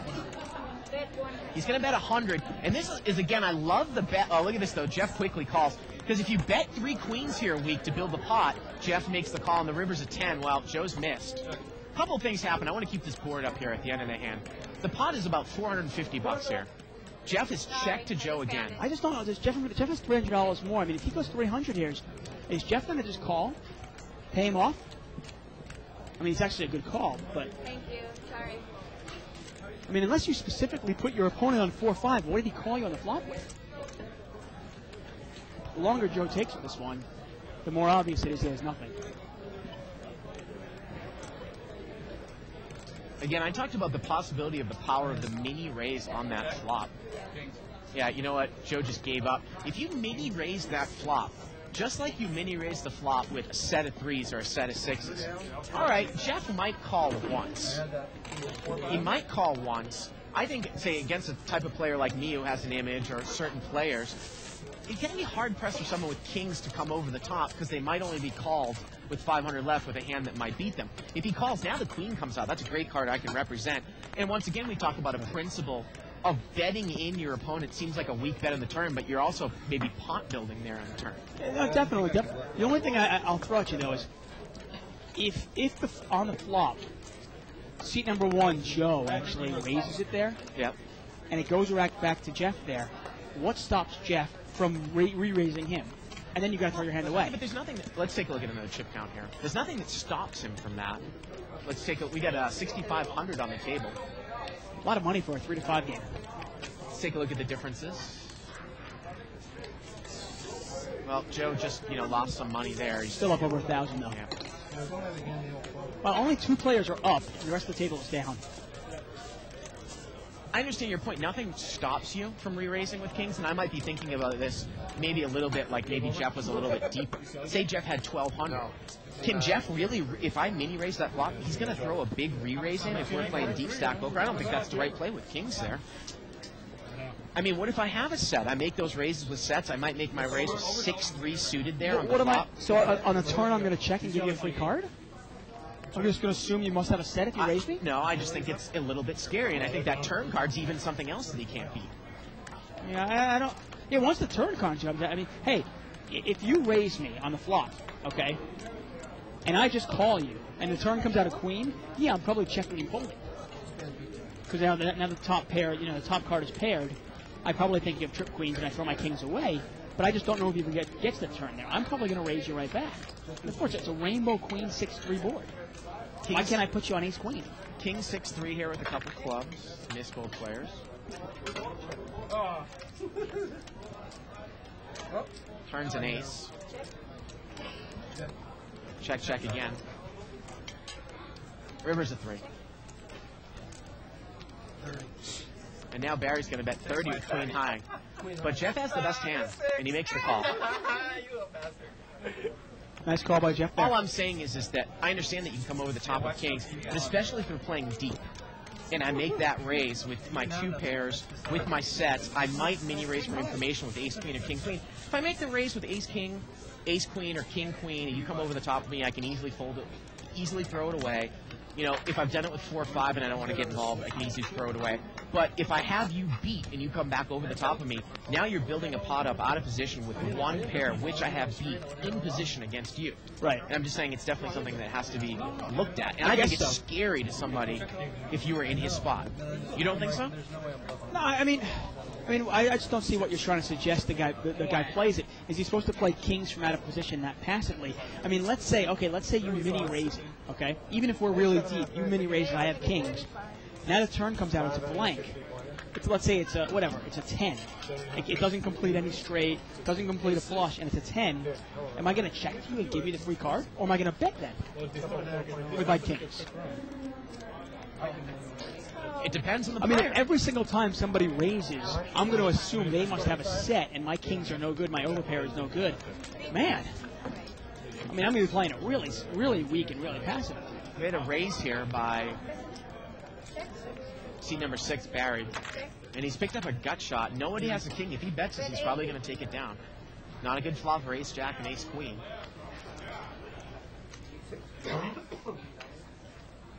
Come on. HIVs. I'll throw something else at Yeah. you. Let's say we're really deep. I raise you, Yeah. okay? On the flop, you come over the top of me, and I call. Right. Are you going to bet again on the turn? Depends on what comes out. Depends on the read. It depends on the read I get. That's what I'm saying, but I'm just saying it puts that person out. Obviously, position is a lot in this game. Barry takes it down there with the semi-bluff.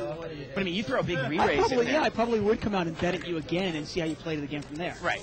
But, I mean, you are definitely building yourself up a big pot, and I know it still might be the best hand. Yeah. With one pair out of position, which is not something that is always the best thing to do.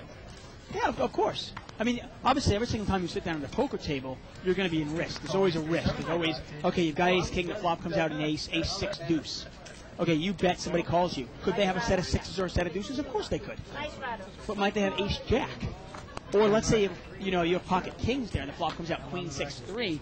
Hey, might this guy call you down the entire way with ace queen? Yeah, he might. You gonna raise it? Did you look at? I don't look. I don't raise it too. Oh, you don't that much behind. Email here from Kent in Mesa, Arizona. He says, I thought you guys spread limit on Mondays. Well, this week we're going to spread Monday's limit tomorrow. And then every week after that, yes, limit is on Mondays. So tune in tomorrow night for Limit Hold'em, either 816 or 2040. We got a straddled pot here by Gus, and he's picked up a couple of ducks, and he's going to raise out of the straddle spot. So you can pick up the dead money. He's going to make it 45 more. This is another thing that's a little bit peculiar. If you watch guys who like to play their straddles real loose, like Corporation Mike, he's not going to raise to 45. I don't know if that's really that big enough a raise. I mean, are you trying to knock everybody out, or are you trying to build the pot up with deuces?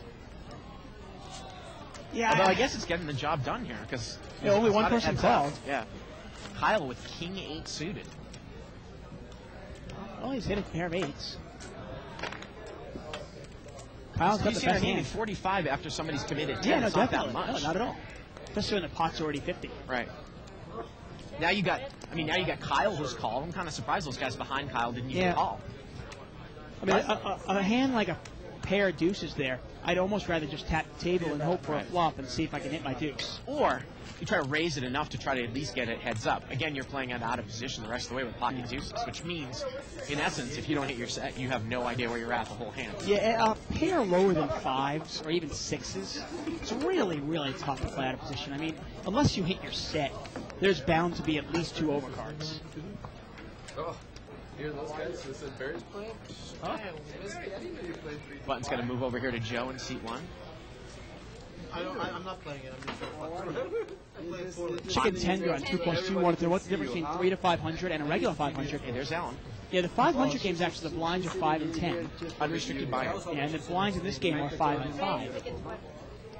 And Kyle's going to bring this one in for 20 with pocket kings out of seat 5 from up front.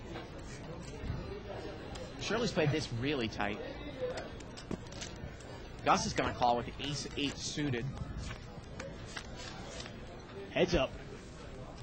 And, Well, 9 jack queen here on the flop. yeah, not a great flop, but not a bad flop for Kyle at all. Oh, he's got an overpair and a gut shot to the 10. Right.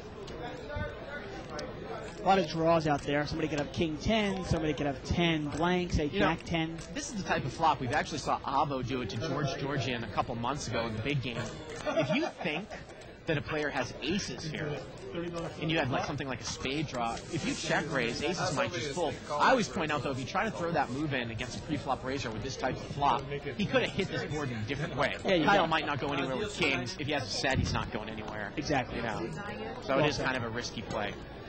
He might not even go anywhere with pocket 10s, open-ended in a pair. No, that's pocket 10s is obviously open-ended. They're not Right. strong hands.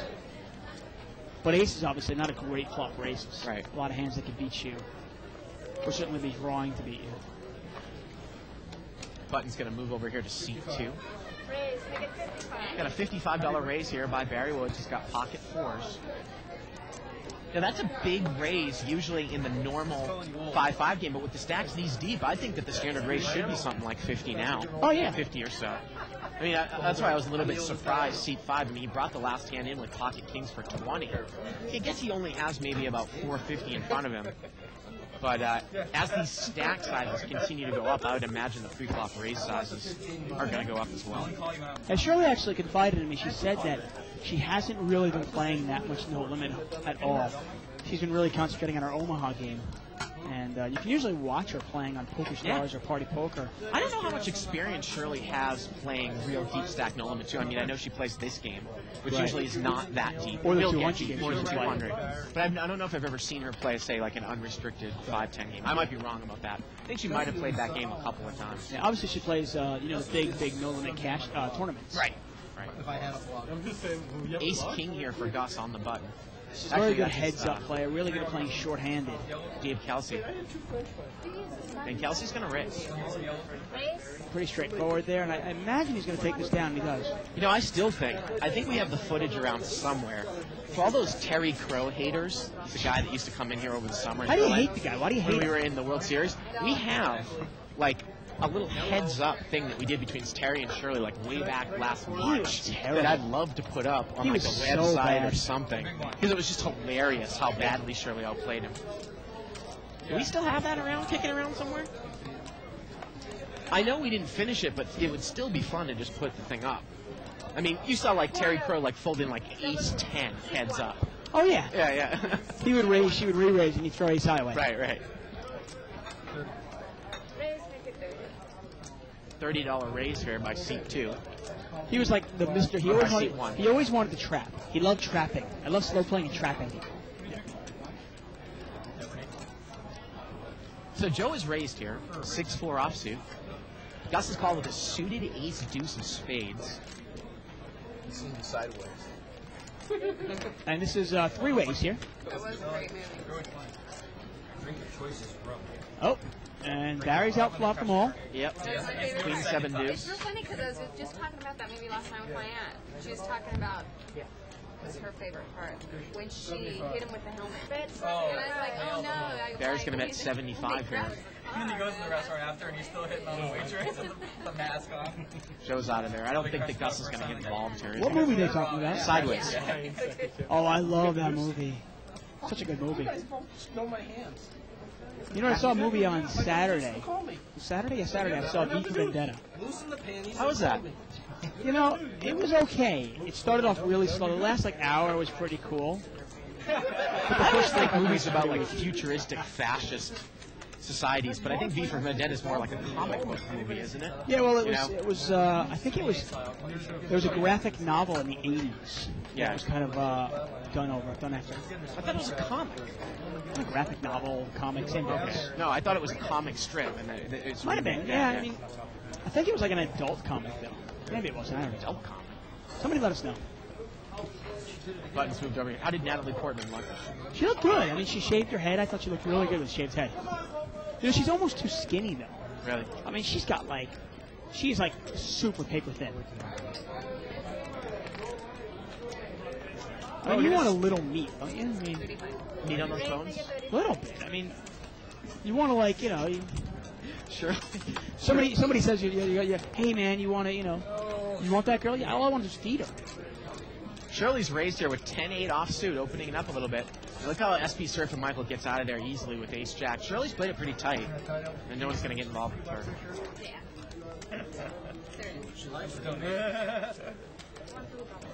You like real skinny girls? Is that a Rolo on top of her chip stack there? I love those things. Yeah. I think it's actually a chocolate-covered cherry. Oh, like a cherry cordial type. Yeah, I bought it for her. Nice guy. I am. I'm a hell of a nice guy. You got to eat those things. You have to put the whole thing in your mouth. If you bite it, that stuff will fall Oh right yeah, out. it's all over the place. It sucks. Terrible. So are you a skinny girl guy? You know, funny you look at. You can admit not that. by It's okay. choice. Nothing wrong. I mean, I know some guys that actually like fat No, girls. not by choice. But I was telling you before the show, I've had many a time in my younger days when I had a little bit too much to drink. If you know where that's going. I think I do. I think I do. Shirley is going to raise here with 6-5 offsuit. Barry calls with 8-4 offsuit. Some people call it hogging. Here we go. And Shirley's flop trip 5s. And she's going to come out and bet. And Barry's got nothing. Barry's got a runner straight draw possibility. You imagine if Barry had 4-7, he might call one time. But he does not. Might even call it 4-ace. I mean, any of those cards, yeah. Yeah. And Really she shows shows the 5. Can't get any action now. No, I think a girl can be too skinny. I have to agree with you. Too skinny. Yeah. Well, Natalie Portman, and I really do like Natalie Portman. I think she's absolutely adorable. But she's bordering on definitely too skinny. She didn't look that way in Star Wars, and maybe it was just something recently. You should call with anything. Well, this movie, I mean, she's a lot, you know, she's really wearing, like, paper thin stuff. Actually, some parts of it she's actually making. I'll still throw away, and Baron's interested in that. It's a big one. Yeah. 30. Raise, make it 30. Got a raise here by David Kelsey. Pocket Kings for Shirley. It's actually raised by Joe. I get confused because Kelsey's putting his chips in for him. Joe's raised it with Ace Queen, and let's see if Shirley's going to re-raise here with Kings. Oh, I think she's definitely going to. She does. And this is probably going to be an easy fold here for Joe, out of position against Shirley. What's Barry called? Raise and a re-raise, King 10 offsuit. It's Barry. Look, he's tortured by it. took a group of 12 kids to do all the matches. See if Joe gets involved here, Dave. 20 minutes off the ring. Well, he's going to call. It's 90. Well, they are fairly deep. I mean, again, I don't know how much Shirley's going to pay him off if an ace. But that's the problem with Ace Queen. I mean, how are you going to make any money on this? I mean, the only way he makes money on this is it comes out King Jack 10. Yeah, that's this it. is, which would, yeah, pretty much what the flop that he wants to see here. 5-5 juice here.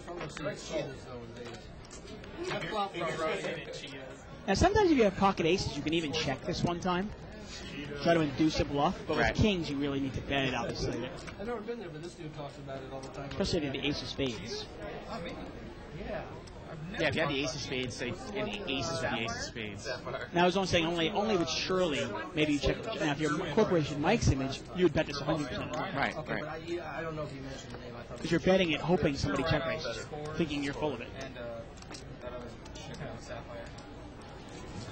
Yeah, you know, if I'm going to take ace queen heads up out of position, I don't want to be up against kings because that's pretty much the worst. Well, the problem is, even if I'm up against tens or jacks, how am I going to make any money off that hand? We talk about it all the time. The only time you really get played with is if the other person's hit his set. Well, I mean, no, you're right. It's not a good hand to be up against, but I mean, if I'm up against jacks there and say queen rag flops, I might be able to finagle that a little bit. Yeah, no, But with kings, it's just you're either beat Right. or you flop your ace. And Your you get image no is a little action. bit looser, though, than Joe's in seat 1. I would imagine. I'm just wondering if you were playing against a really tight player, and they've got, say, they've got queens, and you have, or actually they have jacks, and you have ace queen, and you hit your queen. How much money are you going to make up there? Are you going to make a lot? I don't know. I mean, if you reverse it, you probably wouldn't pay them off much. Raise, make it 30. $30 raise here by Barry Woods. Looks like he's got 8-4 here. Really a lot of mix of hands here. SP Surfer Michael's going to call it 8-5 of diamonds. Joe's in there. Looks like with big lit 6-9 of clubs. I can play 2 games. Barry's in pretty bad shape here. His 8 is dominated. 3-5-7 here. Well, he's got the gut shot. Now, Michael's got middle pair. And Joe, he's got a gut shot to the 8, right? Actually, Joe's actually open-ended. Yeah, He's he's 4 or an open-ended. 8 would do it. Right. Well, he's actually double gutted, right? Yeah. He's double gutted. He's going to bet $75 right into the double gut. Look at Barry Woods. He doesn't hesitate for 1 second. Actually, he's going to raise. He's going to raise to 150 with a gut shot to the 6. Yeah. And Joe also has backdoor clubs.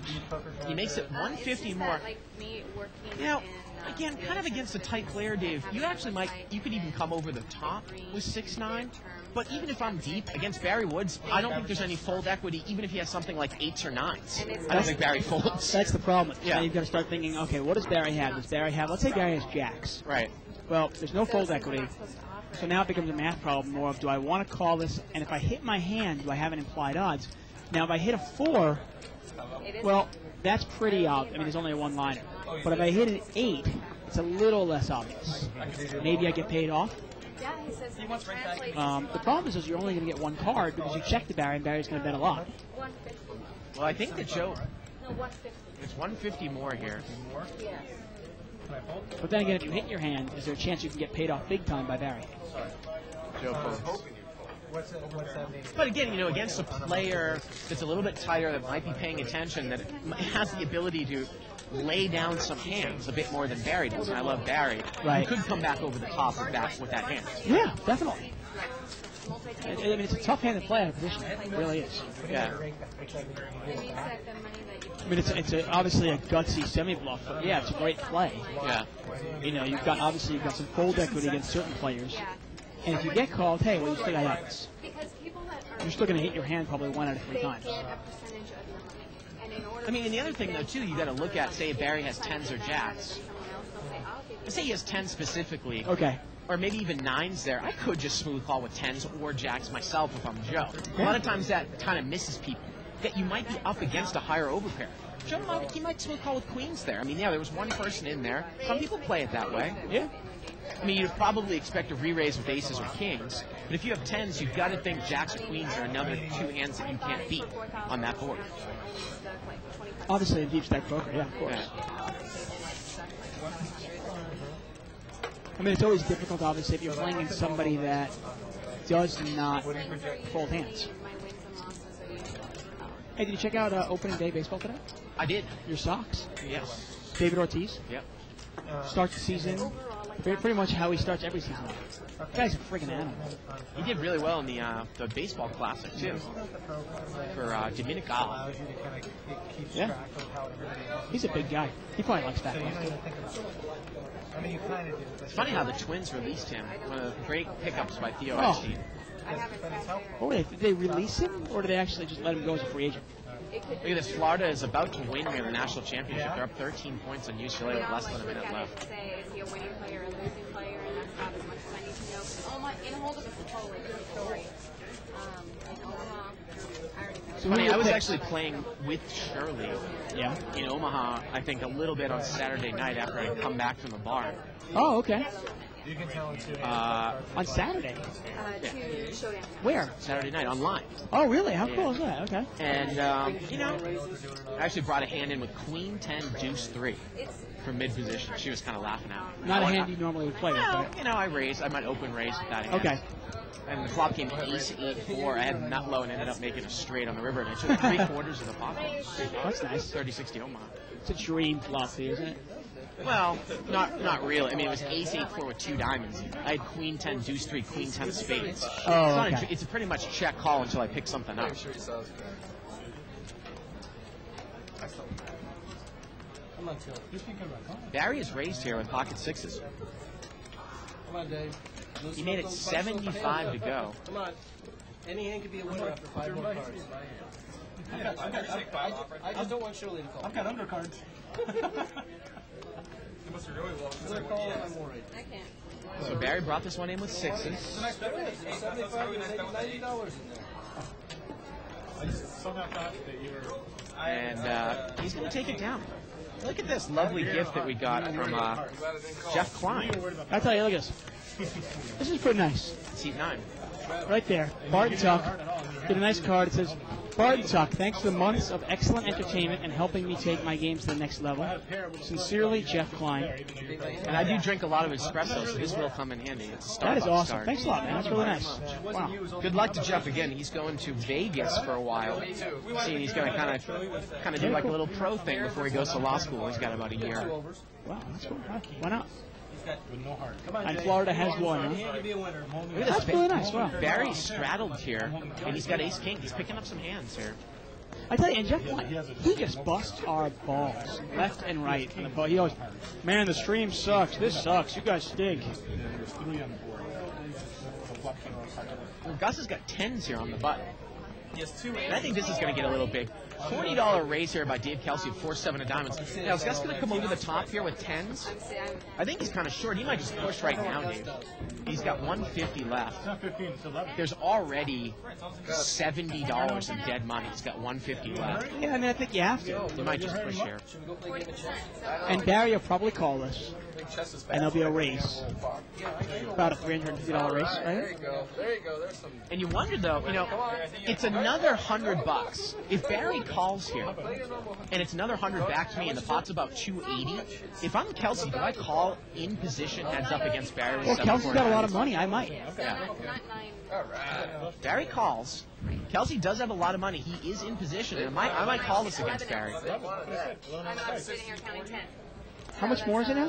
I think it's another 100 or so. 50, 56. So he's getting 2.8, Yeah, and he's going to call. a little almost 3 to 1 on his money, plus implied odds against Barry. So we're looking at about a $500 pot here, going 3 ways. Gus is all in, so we're heads up between Kelsey and Barry. Here we go to the flop. Well, Barry's hit the king. And I would imagine that you would bet here. They give you 1 free card. And Barry checked it from up front. A little bit surprised. Thank you. Because I don't know if, Kelsey's going to bet him, That but was he knows classic. that Gus is in. Turns a 3. Again, we're heads up on the side. Gus is all in. Kelsey's picked up a draw. He needs a 5. Well, now That's not a Barry spade. is going to bet. He's got second nut spade draw and ace king. Yeah. After this, Gus is in terrible shape here. Gus has got 1 out to win his hands. Well, He needs a 10 of diamonds and only 10 of diamonds to win his hands. let me throw something out at you here. It's not a huge mistake that Barry's made, but if I'm against a player like Kelsey and I know that Gus is all in on the side, why wouldn't you bet there with ace king? I mean, isn't Kelsey going to check behind you if he doesn't have anything? he's all in. He's on it. Oh, I guess Barry said he didn't know he was all in. The river's a 7. Barry's going to win with ace king. You think? I guess Barry was. I think he was obviously checking to Gus, thinking Gus had more money. And he was probably going to check raise Gus. There is a Did not realize that Gus would have. There's more. But I'm saying, like, if you're heads up against a guy on the side with ace king, you have to protect your hand, don't you? Of course. That's what's scary about me. I mean, do you want to give, like, someone like Kelsey pocket 9s a free run? Because, if you were heads up without somebody all in on the side, yeah, you might check, he might bet 9s. But if I have 9s in that spot and I know Gus is all in, I'm probably going to take a card 90% of the time, No, right? definitely. Especially, the flop comes out King, Jack, another Broadway out there. Right. You never know if your opponent's in there with Ace Queen or Right. say even Ace 10. Right. The turn he gives out gives him a straight, and now he bets. And then what do you do? Right. Button's going to move here to C4.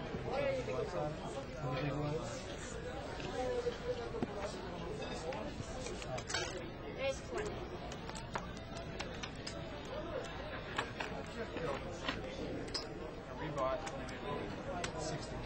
Raise, make it 60.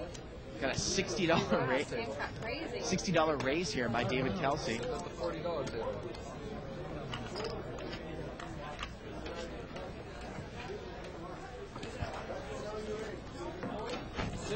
Don't say it there. Oh, hey. Where'd you go? Joe has brought this one in with ace king Was off it fun? How suit. long did it take you to figure the paper out? Like, 3 seconds. Did you see it? Did you see us do it? 2 sets of 10 diamonds. That's what smoothed it up. Sounds like Dave's out at the table. We've got it all to Barry's going to call with a dominated king 10 here. play the hand now. These two have gone heads up a lot tonight. Here we go. It's about $140 to the flop. Both players are deep. Well, 5, 6, 7, 3 hearts.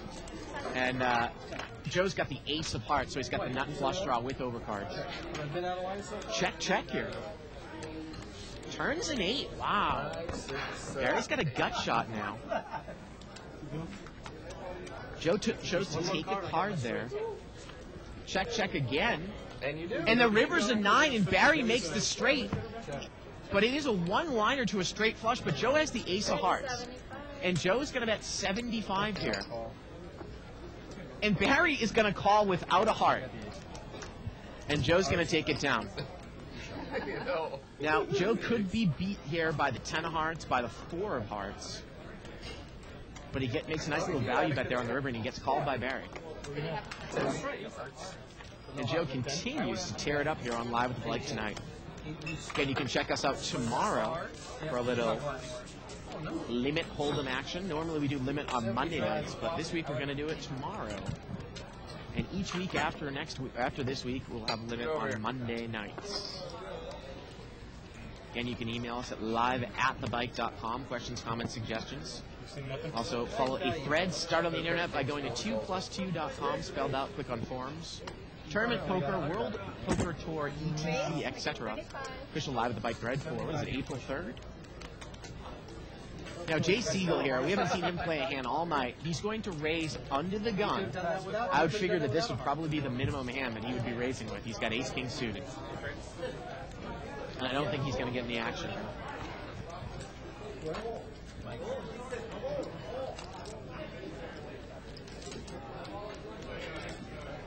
And Jay's got to take it down there. Add us to your MySpace page, of course, by going to myspace.com/liveatthebike. Be our friend. You can check out our website, www.liveatthebike.com. A lot of new features over there. You can sign up for the archives, get access to every show that we have ever streamed by clicking on the on-demand banner. $14.95 gets you access to everything. Kathy Lieber, Doyle Brunt, Barry Greenstein, The Grinder, Kenna James. We have Men the Master on the show. Let's take a look at another chip count here. Well, we are continuing to steadily go upwards in total chips on the table. Almost 8,000 now. You can see that Joe's leading the table with 1,500. Let's see how these players have done all night. Well, Joe is still the big winner, up a grand. Kelsey's up 900. And the rest of the players are in negatives. And look at Gus. He's the big loser. $1,200. And I got to tell you, before this show, I was playing 510. And Barry Woods won about 2,000 off of Gus. So Gus is down about 3,000 today. Man. Getting his ass beat. And Barry's going to raise here. He's going to make it 30 to go here on the button. He's played this button pretty loose. I'm on the right side. 3-4 offsuit, huh? Yep, he raised with 3-4 offsuit. SP Surfing Michael is called with a Jack-9 of diamonds.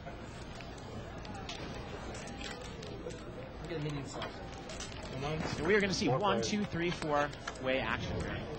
$140 pot. 9 high. Yep, 9-5-5 with a couple clubs. Look at Gus. He's got a gut shot straight flush draw with the paired board. Michael's going to come out and lead here with Jack-9 with top It's a pair. pretty big hand for Gus there. It's a really big hand. No, it is a paired board. Hey, Ray, how are you? 40. Jack-9's going to bet 40. How you doing on this? And Michael betting straight out here has got to obviously scare you a little bit. Is there a chance that Michael's got a 5 and would he bet out right into that board if he had a 5? And he might.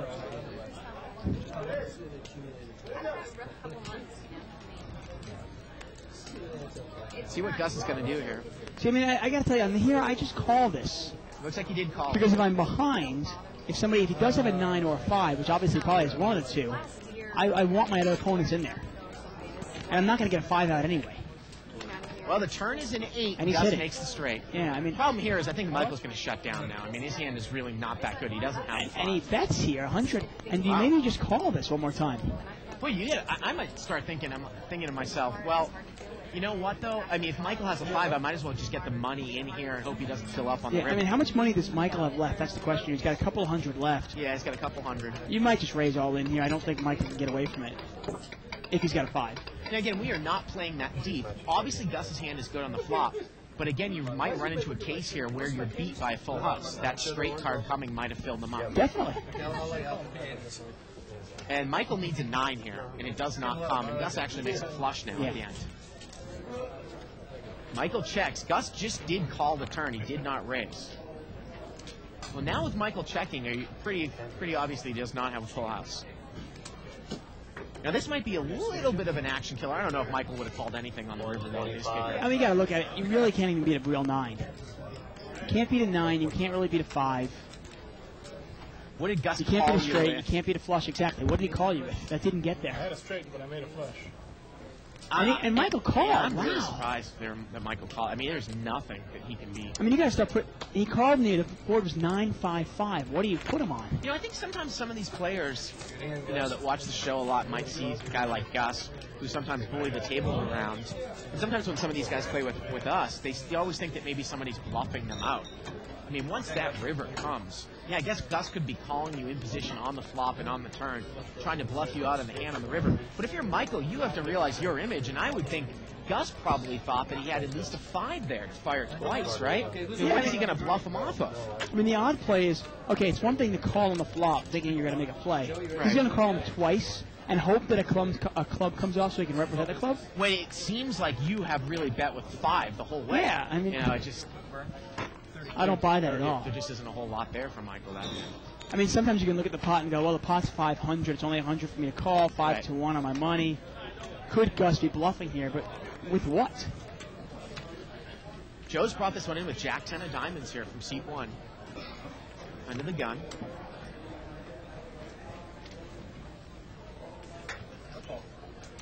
And SB surfing Michael. He's going to loosen up. He's going to call with Queen 9 here on the Well, button. he just lost the hand. You wonder if maybe he's a little bit tilt in there. A little steam. Well, he's got a gut shot to the Jack now. Joe's got middle pair. Now, Michael does have precision on Joe. I know that's true.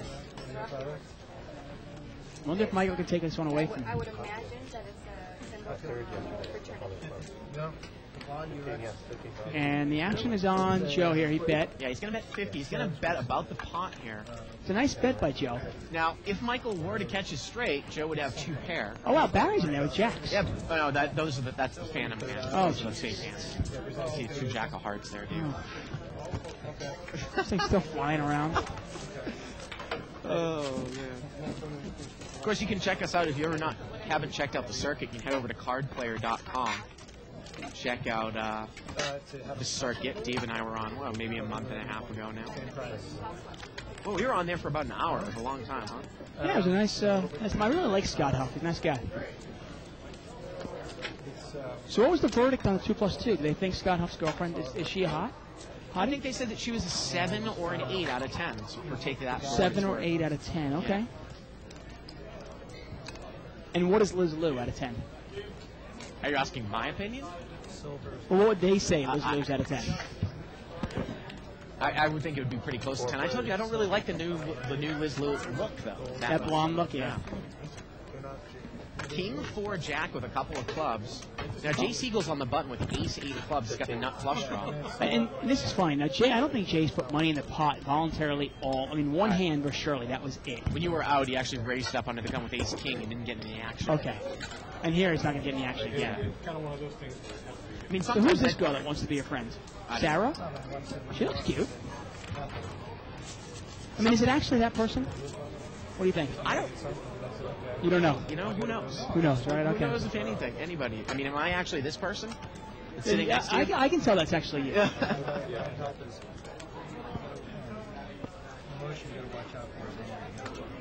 Once again, live at the bike, folks. I'm David Tuckman here with Bart Hanson. You can catch us every Monday through Friday from 7 to 10 p.m. Now, she's not Asian. Is that okay for you? Yeah. Nobody's perfect. Bud's going to move over here to seat number 9.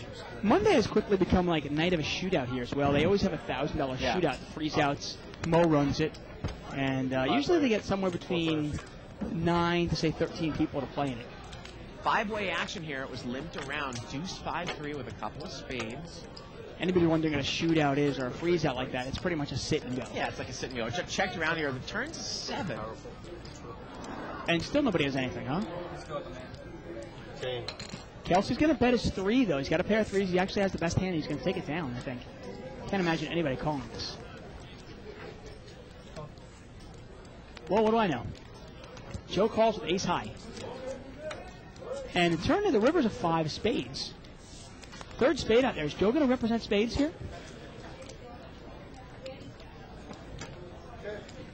He's thinking about it.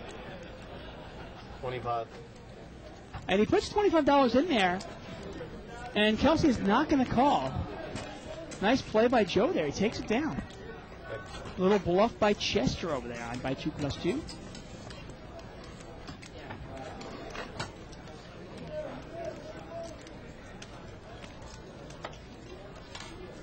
Trying to get word of what games we have going on here at the bike. All sorts of no-limit hold'em games. You can play pretty much any game you want to play. You can play. You want to buy it for $40, you can play that. You want to buy it for $80, you can play there. The $100 game, the $200 game, 3 to 5, which is the game you're watching.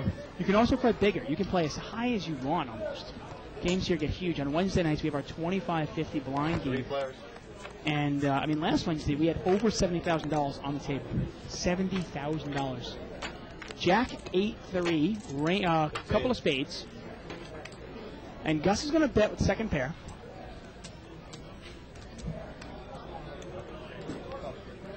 And Joe calls this with second pair. He says, got kicker problems, and I imagine Kelsey's going to throw this away. He's got a gut shot, but there's 2 spades out there, not much value to that gut shot at all. He also would not have the nuts if he hits it as well. And he's going to throw it away, and it's heads up here. Gus is in command of his hands. Turn is a 10. Kelsey would have made his gut shot. 30. And Joe comes out and bets 30 after Gus checks it. And that's the power of sometimes calling in position.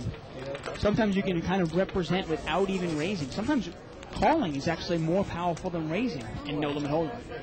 And you can imagine why. Oftentimes, if people in position, you have a monster, oftentimes people like to slow play their big hands, so they'll just call you. And that can sometimes be scary. If you get a chance, check out our website, liveatthebike.com. You can check out for our bios. Check out my bio. I'm curious what you think. I promise you almost all of that is comes from truth. Well, some truth at least. Anyway, check out that. You can check out my blog. You can also check out the as seen on Live at the Bike, the terminology and all that stuff. Pretty cool. Button moves over to seat 2, limped around. So which one did she get third in? And we're going to see 5-way action. $25 to the flop. Queen and Queen Jack. Seat number 7, Michael, has trip queens. Let's see how he plays it. I always find it interesting to see how people play trips. Gus is going to come out and bet his open-ended straight draw. Now, this is one of those where you really have some reverse implied odds if by chance your opponent had, say, Queen 8 or King Queen and you hit your straight with their full house card, where you hit your hand and lose money from it. And Michael's going to raise it right away, and I think it's an easy fold for Gus. You don't really want to go after that. You don't really want to go after that straight there with a double pair with a paired board out there. 2 flush as well. I mean. Yeah, I mean, you just don't know what you're rooting for. I mean, if the king comes off, isn't it really easy for your opponent to have king queen? Now again, this is kind of a similar situation when Mike bet right out before Dave. Is Gus going to try to represent clubs, but you really think you're going to get Michael off of a queen? Well, the turn's a jack, and now Michael's made top draws. Yeah, and Gus has got absolutely, look at his smirks there. I think that, I think Gus just folded the open. Would you ever check that on the turn? Gus checks to you with a smile on your face? Well, we always have that conversation. I mean, if Michael's the type of guy that might raise it up with a flush draw and take the card, I guess maybe if you've got an aggressive player against maybe a corporation Mike, yeah, but you don't run into those types of players that often in this game. I'm just thinking, I mean, Gus once in a while will take a shot at it. I mean, I might check it there if I was Michael to be deceptive, to deceive. Because again, we talk about we never preach that because we think that betting is more deceptive. But in this game where the players are familiar with the strategy that we really, what's the word I'm looking for? Proclaim, dictate, preach. That maybe that is deceptive to check it there. Because you would probably think that he would bet it. I mean, if there was ever a time, like you and I know we don't like to slow play, but if there's ever a time to slow play, that might be a time. Either A, let your opponent get there, or hey, if your opponent does have a jack, hey, maybe you can get paid off $50 in the river. Kelsey is raised here. There's something about this hand with Barry with Queen 3 from up front. I guess it's like one of the favorite types of hands he plays. It's a strange hand to really like, isn't it? I mean, what's your favorite hand? I know that's a kind of an odd question. I don't really have one. I mean, you don't have a hand that kind of like just really gets you going? 3-way action here. 8-7-7. Now Kelsey's got a gut shot to the 10 here. And he took a card. Everybody checks it. Turns a 9. Well, he's got a pair. Now Kelsey's got top pair. Yep. And Michael is open-ended, and he's going to take a card. Imagine Kelsey's going to put some money in the pot.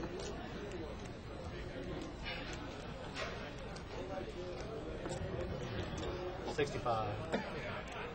I don't think anybody can call this. I mean, there's not a hand out there that's kind of just made you the most money. You know, there's a card I hand out there like, wow, I've hit it so many times. I'm going to tell you, the last 2 weeks, I'll tell you the ones that have lost me the most money is Ace-Jack. There you go. Yeah. I mean, Ace-Jack, and anybody that tells me their favorite hand is Ace-Jack, right away I go, you must be a donkey. Because a lot of times, you know, like on Friday night after you had that great winning, I was up. You know, I kind of had a weak player raise like 40 out of the big blind. Right. 5 people called, and I was in there from up front with Ace-Jack. $200 flop. The flop came Jack 4 deuce. He led the pot. I mini raised him, and then he moved all in. I was getting 2.5 to 1. And he's a weak player. He would do the same with Queen Jack or King Jack, so I was forced to call, and he had queens. Now he raised out of the blind to 40 with 5 people in there with queens in a 5-10 game. You see what I mean? It's just like, you know, there's nowhere I can go there. Jeff's got kings here. He's going to raise. Take it down. Again, it's knowing the player. A lot of people looked at me strangely like, Bart, I can't believe you committed all your chips there with 1 pair. Like, I know this guy. He's going to make the same move with Jack 10. Queen Jack, King Jack. The raise me smelled like a hand like that, not queens. Right. You know what I mean? And he didn't have much more money left. Yeah, it was $900 for me to call for a pot that was $2,100. Flop was Jack 4 deuce. I had Ace Jack. I know that I can probably beat him, you know, close to, if not more than 60% of the time. Well, if you look at getting 2.5 to 1 is an easy call. If you think that maybe 25 to 30% of the time he has a hand weaker than yours already, oh yeah. Well, then you almost have to call thinking, well, hey, if he does have queens or kings, I still have outs. Yeah, you still got 1 chance in 5 of improving. Exactly.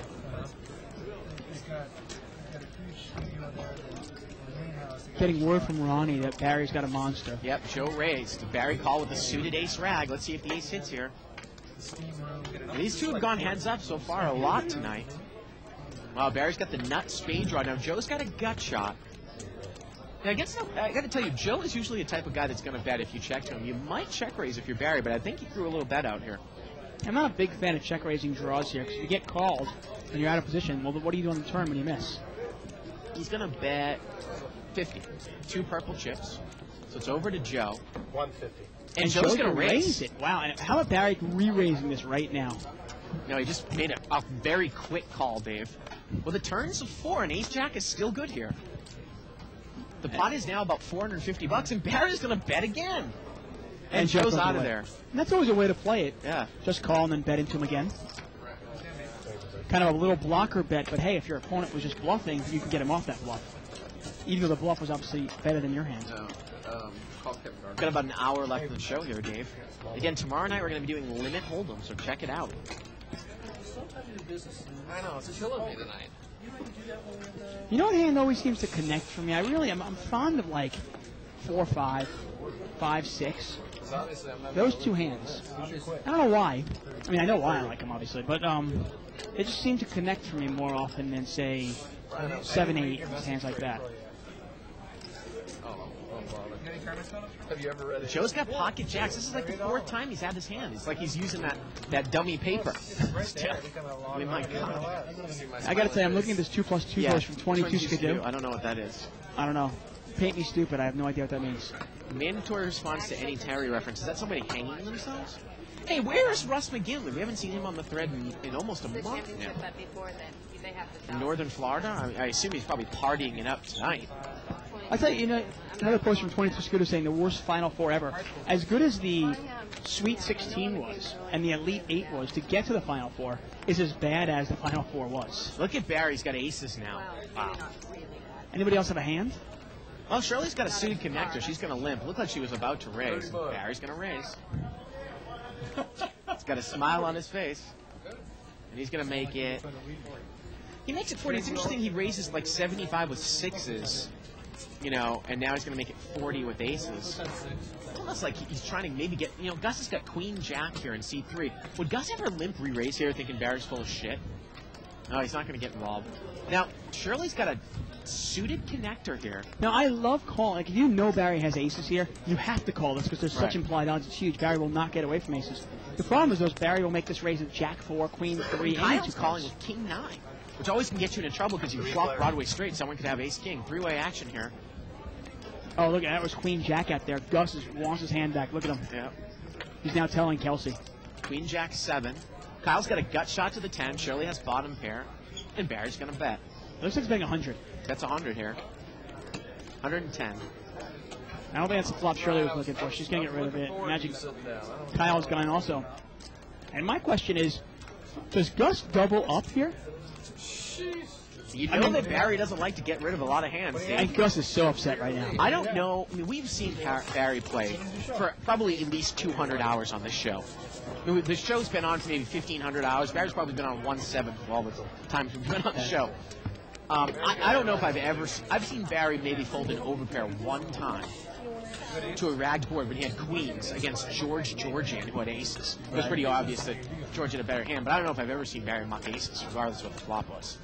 Yeah, it's tough to get away from aces, and you know, obviously Barry makes a lot of calls, but amazingly, people still try to bluff him, and he makes a lot of money on these calls. Right.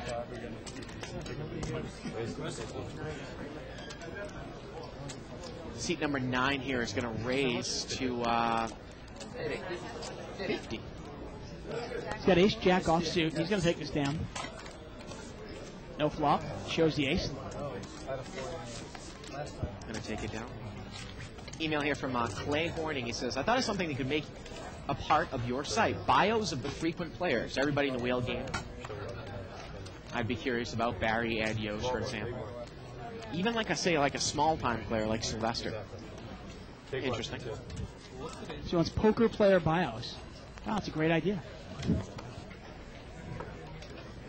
Again, we are playing 5-5 no-limit restricted buy-in to answer Larry's question, who emailed us. 300 to 500 buy-in. If you go broke, you were changing the rules. You can buy in for 1,000. So this is almost like a real no-limit game, a real deep stack no-limit game. At this point, it is. Yeah. I mean, most of these guys have somewhere between 120 to 250 times the big blind. Jeff is going to raise here with ace-8 offsuit. Kelsey and Joe have the same hand here. Joe's out of there. You know, I saw another movie last night, actually, at home. I saw The History of Violence. Going Viggo Mortensen. And, I can't think who else was in it. William Hurt was in it. And Ed Harris was in it. And that girl from The Cooler, Maria Bella. Yes, Maria Bella. She's just naked the entire movie. Oh, yeah. I've never seen that one. I'd love to see that. She used to be on ER for a little bit, and then she did that stupid fireman show that lasted for like 2 episodes. There's actually a really hot scene where she comes out, her and Viggo are having sex, and she comes out in a cheerleader uniform. Pretty hot. You know, the funniest thing is that I was looking up Big Love a little bit on IMDb, and one of the chicks that plays one of the wives was the chick that gave Vincent Gallo the blowjob in Brown Buddy. Remember that? That was like that huge controversy. Yeah, I don't remember, no. It was like almost like a porn in a legitimate movie. Jack's 6'5" here, Rainbow. Kelsey's got top pair. This one was limped around pre-flop. How much? 15. How much was Steve's watch? And Joe is going to bet 15, so David Kelsey checked top pair from up front. The one with the secret. And he's going to call. Now, would you ever just call here with Jack-8 and then throw out a little bit right now? Well, how about now when Joe makes aces up? Well, you don't know that, obviously, but would you ever throw out a little bit there? Kind of see Looks where like you're that's at. what he's going to do. Yeah, and I don't mind the play at all. Obviously, how does he know Joe's got... Double the size of that one. He's going to bet 25. Now, if you're Joe, do you possibly fear the guy might have 7-8 or a straight draw and just kind of pop it up there a little bit? Well, I think you pop it up no matter what. I think you hope that he had an ace there, that he called you with maybe just overcards. I mean, I suppose he could have called you at ace-6. Ace-jack is not a real high, you figure if he had ace-jack, you probably would have heard from him on the flop. And he's going to raise. He's going to make it 125. And I like the play. Kelsey's and he takes it away. I mean, I like how both players played that. Yep.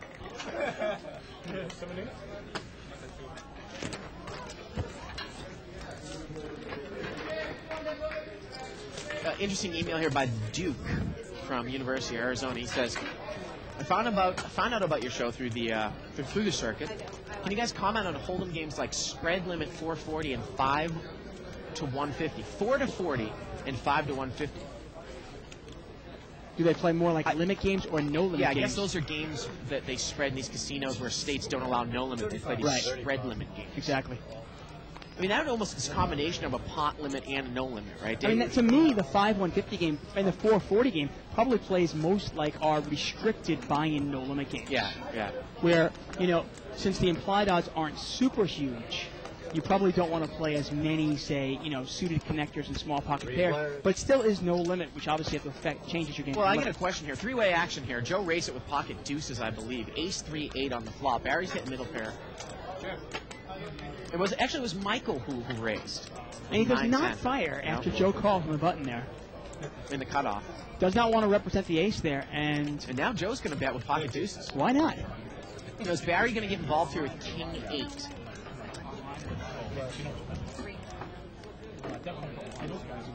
And you got to think Michael raised and Joe called because Joe called with an ace. Of course he could. Now, can Joe maybe sense out that Barry might have middle pair here and try to get Barry off of like a pair eights, but it goes check, check, and the river's a king. Now Barry makes 2 pair. It doesn't really change anything because the 3 pair there, right. If Joe had an ace, any ace, even a really weak ace, he still got him head. Got checked down there. Yeah, any ace beats Barry's king 8. Exactly. The king did not really help Barry's hand at all. Well, my question about, say, this spread limit, because I think you might be thinking of it one way and I might be thinking of another way. I think the minimum bet is 40 and the maximum bet is the minimum bet is 4, the maximum bet is 40 and the 440 and the 5-150. So if you build the pot up, you can never bet more than 150 regardless of what the pot size is. Exactly. And I don't know how much, maybe it's an unrestricted game. It almost plays like more like a limit game when the pot builds up than a pot limit game. Because the pot's 600, I can only bet 150. Yeah, but it's clearly bigger than a limit game in the sense of, okay, let's say you make it 30 on the flop, right? Right. You know, I get 4 callers. I can bet 150 there, and then I can only bet 150, and then I can only bet 150. That's a pretty big bet. That's a pretty big limit. Gus has got, he's raised to 30 here, and surely he's just going to smooth call here. And, you know, maybe he's going to try to play the trap against Gus. See if Gus flops a jack and he gets in trouble here. Oh, well, there's the king. King deuce 5 here. Yeah, and let's see. Shirley might just lead out to see where she's at. Not a bad play. Pretty bad flop for her, though. But it looked like she checked it. Now, the problem here is that, you know, Gus could be making this continuation bet with anything. Sometimes, like you say, it's a little bit difficult to check raise, and when you get called, you don't know what to do. But if she let out there, and maybe she got called. Yeah. But I think she might check raise here. Yeah, I agree with you. I mean, I think the 2 ways to play this hand were either to lead out into him, or check and fold. Because now, if he calls, what is she going to do? And I would imagine he's just going to call. Well, there's not much a whole lot that he can beat out there either with King Jack. Well, there's 0 value to him raising. Right. If he raises, she's only going to call him with a better hand. Well, hey, you know, maybe she'll play it this way and get him off of his hand. How about that? She could. I mean, I might just smooth call this one time and see what she does on the turn. I think I might have let, like you said, like I'm probably going to lead out there with queens, but she has played it differently. Let's see what she's going to do. Yeah. What's going to happen here? I mean, she could easily have here king, queen, or ace, king. She also could have, say, you know, she could have 2 pair. Well, the way she's playing with her image, this might work. Yeah. You know? But he might just call one time and see what she does. Now, if she fires again on the turn, it'll be really difficult for Gus to make the call. Yeah, and he's going to call, and this is the problem with playing it this way. What is she going to do on the turn? Well, the turn's a spade. Let's see if she can represent now. Well, the problem is also she can represent that, but she can't beat anything anymore. Now she can't beat a king and she can't beat spades. She checks. And is Gus going to take the card now? He does not have a spade in his hand. I think he has to bet it. But he's going to. Oh, wow. Look at this. The river's a spade. And is Shirley going to bet this now? Let's see if she can bet it. Her hand is pretty much garbage now. All she can catch is a complete pure bluff. Well, she could represent middle pair. She could represent a spade. He still can't beat a real king. I mean, there's nothing he can beat, and I don't think he can make this call. She's going to bet the river now. Yeah. Now, the question here, though, is what would she bet? That's the bigger thing. Now, he's throwing it away really quick. Yeah. Oftentimes, I like to take a second there and go, what would she bet here on the river? Ace-king with the ace of spades. Oh, definitely. Full house, obviously. King-queen with the queen of spades. Okay, I'll give her that. Remember, she raised up. She did bet a lot on the river, maybe not the jack of spades. But that was an interesting one. Yeah, and you start thinking of what would she bet there. Obviously, she'd bet a bluff also. Those are the hands. Well, you said that you think that Gus needs to bet the turn there. I do. Now, But does the spade change something? Because you still can't be a real king, and Shirley might have just shut down because of the third spade. You would bet weak and then take a showdown and hope to hell your king jack is good. No, hey, if she's got a real king, can I get her off it? Can I represent spades? Right? Well, what if I would have liked to have seen if a blank had come there. What would have happened? Like a total blank, you know? Needless to say, nice river bet there by Shirley. She takes down. She earns herself a pot there. Good got some action. Which is actually I want you guys to pay for something, because in some way you think ours, you might know. We've changed the cost. Oh, money bags over there. Not like those in there that I don't. That's why I'm taking advantage of things like Jack five. Nice look at the 7 of hearts here. You gotta love Dimitri. He wants to play in our game. We came up with a straight deal. Our home game. We're gonna invite Dimitri. We're all gonna come in there. Limped around. So yeah, I'm sure that all you lots We're all gonna split. So from the line, I limping in with his hand, Jack 7 suited in kind of early-ish position. Not sure what the value there is in that hand, Jack 7 suited. Those are the kind of hands you don't really know what the flop there. Flop comes out 8, 9, 10. It's not even a nut straight. Jack comes out, you don't really like it either. We got a raise here from Kelsey, and he's going to take it down. It makes it $40. We had a technical email, and I'm not going to read it, but I'm going to acknowledge the fact that I got it here from Rick Butenagle, and I will pass that along to our technical. It looks like there's some interesting stuff in here. Cool. Email that to Isaac and to... I'll take a look at it after the show. Yeah, I'm sure you'll be helpful. It's a Gara. Button moves over to seat number 6. So for the line, it's Jeff Klein. He's first act. He's under the gun. Tosses his cards in the middle. Joe's next act. And let's see what he does. He limps. And Kelsey's going to raise here with a weak ace. Ace 7 suited. He's going to raise it up to 40. He's really raising it pretty much with any ace here. Imagine Barry's going to call this a queen jack. And that might bring in Michael here. Michael's got a queen jack suited. And he does call. Jay's got a jack also. I mean, my guess is a jack probably will not fall. And he's going to throw it away. And that'll probably... Nope, Joe's not going to play it. 3 ways now. $100 pot. Yes. Well, 9-5-7 with a couple spades. Kelsey outflopped everybody. Yeah, and he's in really good shape, obviously, because we saw there's only 1 jack left, and there's only 2 queens left. And he's going to bet. Okay, somebody slap Barry. I usually get the Mediterranean chicken. You have to, like, wag your finger at him like he's a little kid.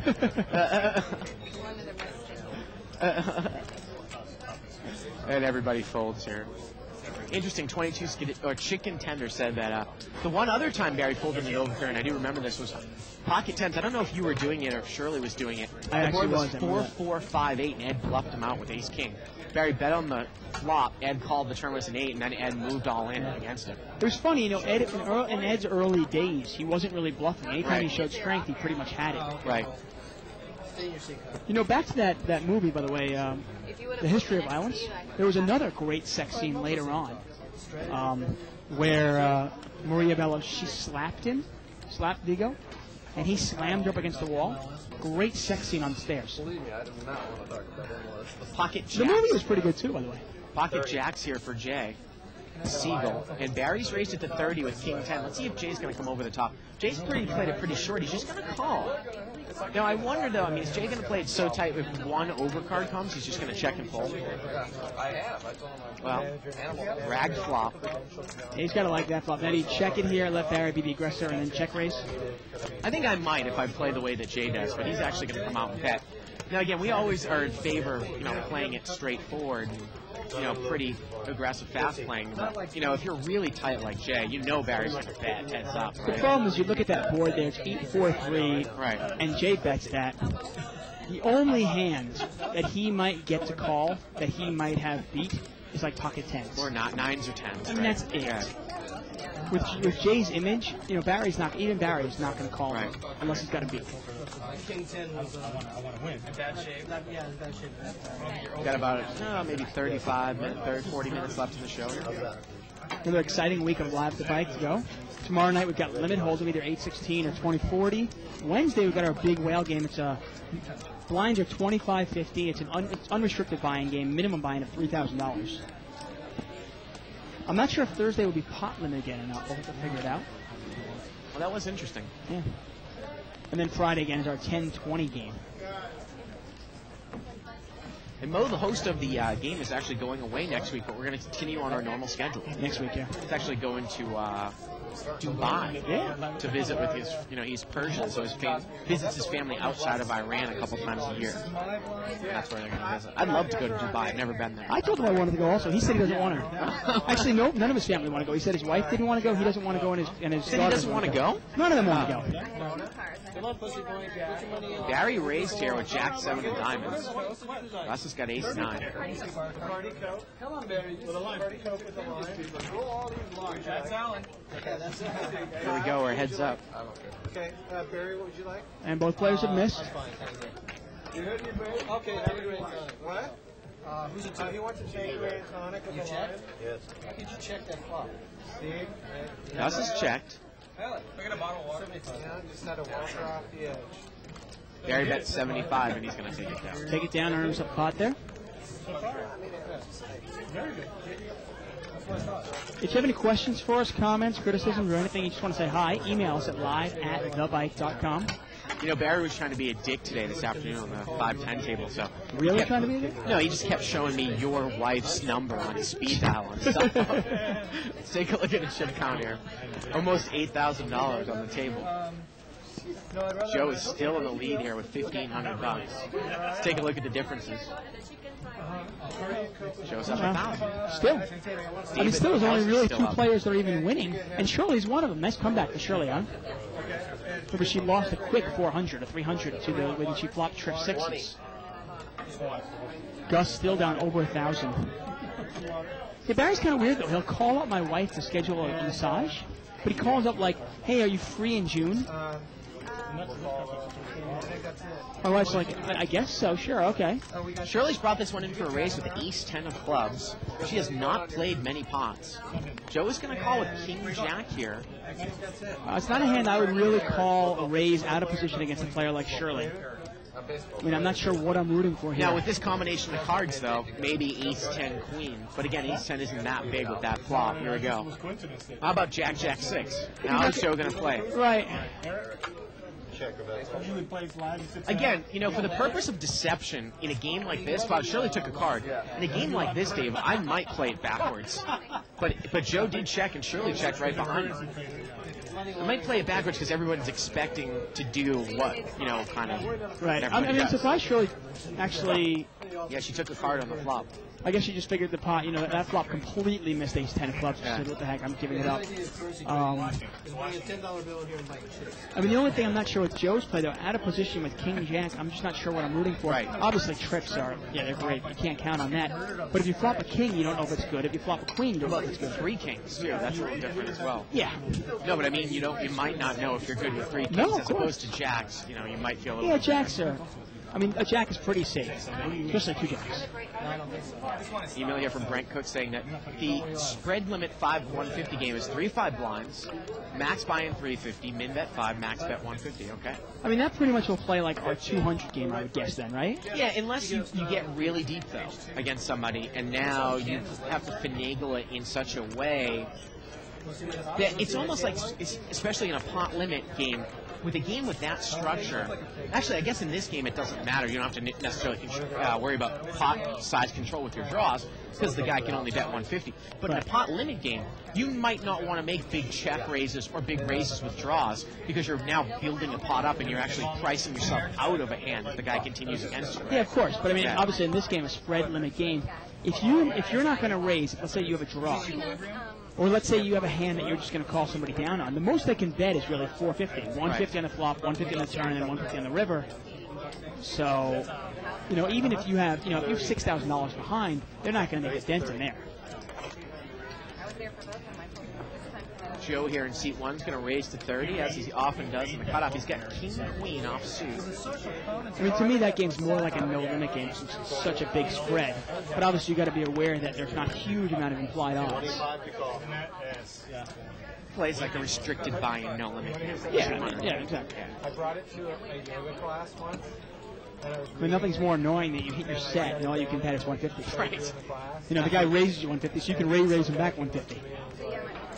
Excuse me, but could you take that book out of here? It's really bothered. And Joe there took it down without any resistance. Take it down. Mr. Brown. No problem. Another dealer coming in the box. So any predictions for you for the baseball season? Red Sox going to win their division or not? What do you Yes, think? I always think the Red Sox are going to win. Do you really think that, or are you just saying? No, I'm just saying it. Okay. Ryan, please, you get this email from Ryan Wassel. Please don't do that again to us. Please, please. Did we do something to wrong you? Sent us some picture of some obese. Yeah, he was saying that was Oh. a bad night after I'd gone drinking at the bar. That's what I brought home. Oh, man, that's scary. Limped around here, and a little raise. And this will be interesting. And Kelsey's got ace queen. Is he going to re-raise? Just call. Just call. Now Kelsey's got position on Jeff there. Now, is Jeff even going to get... Oh, there was not a re-raise, so we're heads up. Ace-7 of clubs against ace-queen. Gus is out of the hand. Oh, there's the 7, Dave. He's out flopping. Nothing like raising with ace-7 and then hitting top pair.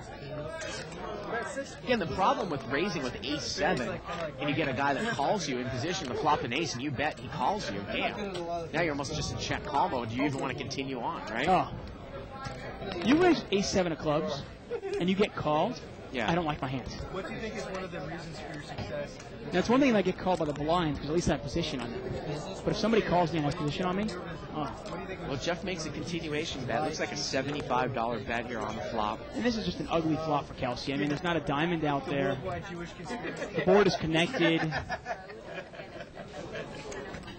Not much you can beat here. But you can still beat ace-10 and ace-jack. That's pretty much it. Now, Kelsey did take a little bit of a hit, like a 2 buy-in hit in that Wednesday game last week, right? I believe so, yeah.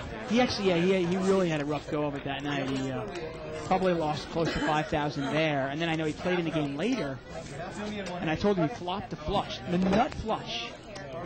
And Barry made runner, straight flush on him to beat him. And he did make kind of one mistake on the TV table when he kind of overplayed his Queen 10 hand against Frank Mariani. I think he realizes that now. Just a lot of better spots than he would pick. Hey, I was talking to him about it. He said he actually watched it. And he thought he played pretty good throughout. Yeah. But then he made that one mistake. And, one mistake is all it takes in the Open. And Kelsey's going to raise it up here to 30. Looks like he's got 6-5 offsuit.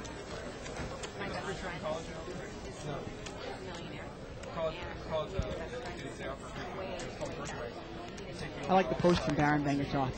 Bart is a fan of the start to rape a woman, then stop, then start again after she pulls him back down shtick. Is that regarding that movie? I think so. The History of Violence. I gotta tell you, it's such a pet peeve of mine, though. You watch this in a movie where, the girl hits the guy hits the girl, they beat the crap out of each other, they look like they're gonna kill each other, and then 2 seconds later they're having sex. And you're just wondering, like, come on, that does not happen. That's not real life. Never done that with your wife? Pocket kings for Shirley. Yeah, a couple of big hands. Ace Queen. Jay Siegel limped in. Seat 9. Jeff Klein's going to raise with Ace Jack. He makes it 40. Let's see what Shirley's going to do with kings here.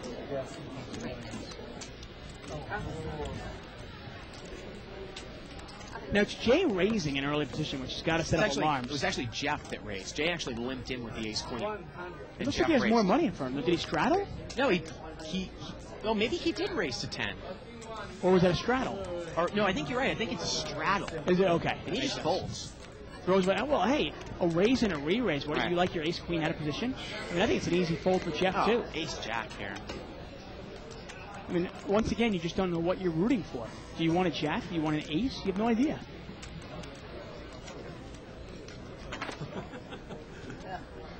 And he's going to lay this down. Good lay down for Jeff. Take it down, You're Shirley. gonna watch it later, right? You're not? Hold on, I'm still not going to show you. I would show you if you're gonna watch it. I'm not. I can't watch it. Huh? You don't have a computer? No, but I'm not gonna watch it too. Bart, do you get laid now more that you're on a TV while internet stream? Has Live at the Bike helped your sex life? I actually, You can watch it in the morning. I had some good times when I used to bartend at Saddle Ranch in Miyagi's day when I first moved to town. I don't know if I was actually a bona fide TV star, if it would get any better than that. You Yeah. did too, bartending on Sunset. There's no way. Yeah, bartending at any club Yeah, in yeah. Hollywood is obviously, you know. Well, $30 raise here. Shirley is getting out of control here. She's got ace queen. She's a nut. Barry's going to call this with a suited connector. He's got 7-6 of hearts. Can you imagine Michael's going to call and he tells you the pocket fours? Joy and Jeff does not get involved with King Jack. I like the lay down. Not a hand you want to call So with. look at Kelsey. He's in there with King 10 offsuit. Yeah, I don't like that call either. Kelsey's going to call with 8-10. I don't mind calling with pocket fours. I don't certainly mind calling with 6-7. But those high Broadway cards. Here we go, 200 to the flop. Well, there's the ace. And Michael's going to set. Wow. And look at that. Barry. He's open-ended. Oh, you could get some fireworks in this one. And Michael is going to bet. Looks like, and you know, Shirley's probably going to save Mike. You know, the funny thing here is, though, Michael's going to come out and bet. Now, it would be a real tight laydown for Shirley. But what possibly would Michael be betting here that you can actually beat out into a field of 6 or 7 players? Ace, Jack, Ace, 10. I mean, it's really advanced to think about that. But you start thinking, Michael could easily have smooth called you with Ace, King. He might be in that situation where he's in there with Ace wheel card suited. Yeah. He's going to bet aces up here. Well, he's betting right into the razor here. Yeah. And Shirley's really got to decide, what do I do with this ace queen here? Well, she's not even think about it. She's going to raise immediately. Well, she thought about it. And this is the question here. Now Well, you know, but the thing is, Michael is deep. He's got another 400. how about Barry's hand here? Barry's got, it's a rainbow board. Barry's got backdoor hearts plus the top end of the open-ended You trick. now have a bet and a raise. I was thinking maybe Shirley called. Barry definitely calls. But I got to think, if Michael comes over the top, I think Shirley lays this down. It's only 400. Yeah. I mean, I can say it's 400, only 400 more. Shirley would be getting 2.5 to 1. And Barry's going to call. And now I think it's an easy push for Mike. There's a ton of money in there now. It is, but it's not a terrible play by Barry here. I mean, he's getting 2 to 1 on his money plus the dead money that's in the pot already. Yeah. I mean, if he catches a 3 or an 8, he's got the absolute nuts. All I'm saying is I know that Shirley's committed about the pot is going to be, if Michael pushes here, the pot's going to be 1,000 and it's going to be about 400 for Shirley to call. But I think it's a case where you just lay the hand down because I think you know you're beat. I don't know if Michael's going to push all in here. Well, or the what funny he's gonna thing do. is, if Michael raises here, I think Shirley can lay it down thinking, you know what, this guy's probably got a set or he's got ace king and I'm almost drawing dead. But if you're Barry, I don't care if the guy's got a set. I don't care if he's got ace king. I'm drawing live here. I know I am. Can we get 8 glasses of ice? Thank you. Who gave him that? I'm all in. Yeah, and Mike's gonna push all in here, Dave. And I think this is actually an easy laydown for Shirley. Yeah, and she does. Well, yeah. She's out of there. And it's a nice play by Shirley. You know, Yeah. she raised him, she got a little information, she gets a call, and then a move in. It's obvious her ace queen is no good, and she gets rid of it. Nice Well, lay now down. let's do some pot odds here. Michael has moved in. It's about $1,000 pot, and it's about 300 for Barry to call. He's getting 3.5 to 1. And you can see from the odds here, he should make this call. I think so. 295 to be precise. Surely it's not a pot odds situation for her. She knows she's beat. But here for Barry, he's getting about 3.5 to 1, and I think that he should call here, even if you're up against a set. I think we can see from the odds. Well, I mean, you have to look at it where Shirley was an easy fold, so the guy had ace king there. Even then, I only have 3 outs to win the pot. Have we ever had a situation where we're saying, Barry, you should call, and he lays the hand down? Because it looked like he was about to lay the hand down there. It happens occasionally. I think Barry's going to call here, and I think it's the right call. He should shake his gin bottle and see what he says. Now, Barry could also pick up backdoor hearts here as well. He needs a 3 or an 8, and he needs to dodge the board pairing. You got top 2? Barry is open-ended. And I still think it's the right call. The turn's a 10, that's a blank. Needs an 8 or a 3, and it does not come. And I still like the call. I agree with you. I like the play by Shirley. You know what? Shirley actually kind of did like a little bit of like a mini race. It wasn't that whole lot. She got her information. She got rid of it. Yeah. I mean, hey, that's kind of, we talk about overhead as a professional poker player or as even a recreational poker player. Those are times you have ace king, ace queen, you flop top pair, somebody has bottom set, right. You're going to lose some money. There's no way around it. Okay? She lost the minimum. I really think that. I think just folding is just too weak. Yeah, it was open-ended. Button's going to move over here to seat 7. You were open-ended on that? But if I hit it, I would get all your guys. So it sounds like we got a viewer in here that's brought Barry Woods a bottle of Sapphire, and a big bottle of Sapphire. Wow. Eric. I guess Barry puts out, huh? Jeez. There he is. Oh, okay. Oh, that's the crackhead gentleman. Oh, is that crackhead? Yeah. That's awesome. That's a pretty expensive gift there, a huge bottle of Sapphire. What is that, 60, 70, 80 bucks? Is it really? Sapphire is a good gin. It's better than Tanqueray. That's $60. For that Sapphire that size? What kind of gin do you drink? I guess it could be. Bombay Sapphire, man. That is a big bottle. It looks like a bottle of Listerine. Yeah, so that's big. what I thought it was at first. Man, that's super nice, I got to tell you. Look at Kyle. Kyle's put some money in here with King, Queen, offsuit from seat 5. Made it 200. Did we have a raise before that? Now he's re-raised? Look at this. Jeff raised it. It went limped around to the blind. Jeff raised it out of the blind. And Kyle's pulled the limp re-raise in seat 5 with King, Queen. That's what's happened here. Kind of an odd play for Kyle, though. Now, Kyle is making this play 2 off the button. You're going to say he actually limped in. He did. Two, but he's trying to represent that he limped in 2 before the I always button think it's a little bit with strange. aces, kings, or Right. queens. I always think it's strange. Well, you might think that might be the case. Remember, we had that happen on Wednesday, and you said you might do it with Frank Mariotti to your left, raising every time. You might do it with Barry to your left, raising every time, right? There you go. I mean, Kyle's got Barry right to his left. Right, so you limp in with, say, limp Jeff's in going to get away from kings. it. Yeah. I mean, I think it's an easy laydown. Kyle really hasn't played many hands on that. Pretty Kyle tight lies player. to him. What do you say, Ed? Well, Kyle said to Jeff, "You have ace queen." He said, "I got you." You don't understand. Like, people look at me like, oh my God. I've known him since way back when he used to say, hey, you want to spot me, put me in this tournament. He's my partner on the business. So I was like figuring if I did any bet. Last time I had kings, I bet. Get an email here from William Frick. Thank you, William. I will not be in D.C. Sorry. Unfortunately, I've got to be here doing the show. Well, fortunately, actually, I'm glad I'm here. Didn't say unfortunately. You get a raise here from Kelsey, or is that a straddle pot? No, that's a raise. Like a raise from Kelsey. Queen 8. Queen 8 suited. Gus is Gus going to calls, call with yeah. ace queen offsuit. C5's going to call with king jack, and these guys are really loosening up now. Barry's going to call with Queen 9. And Jay's not going to call with the ace 3 suited. He throws it away. And we're going to see this, 4 ways? I don't think Joe's going to call, is he?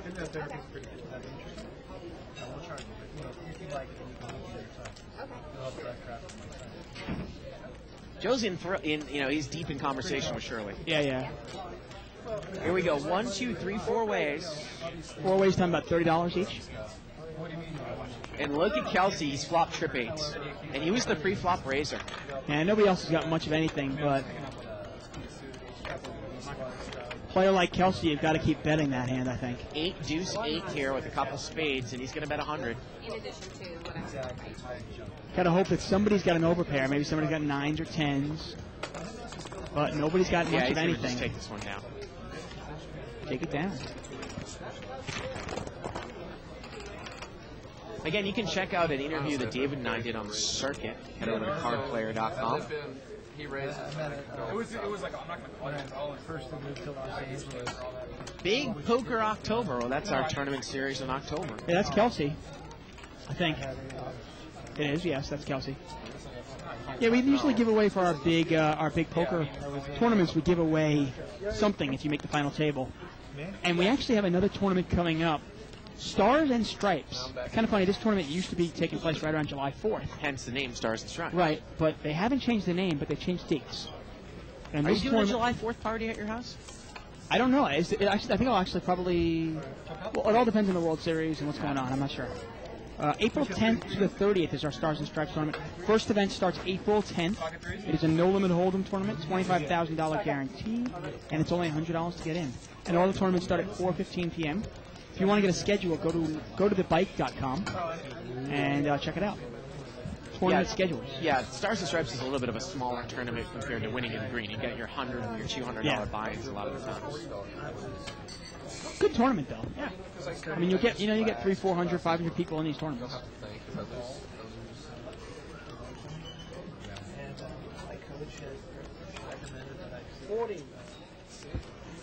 $40 raise here.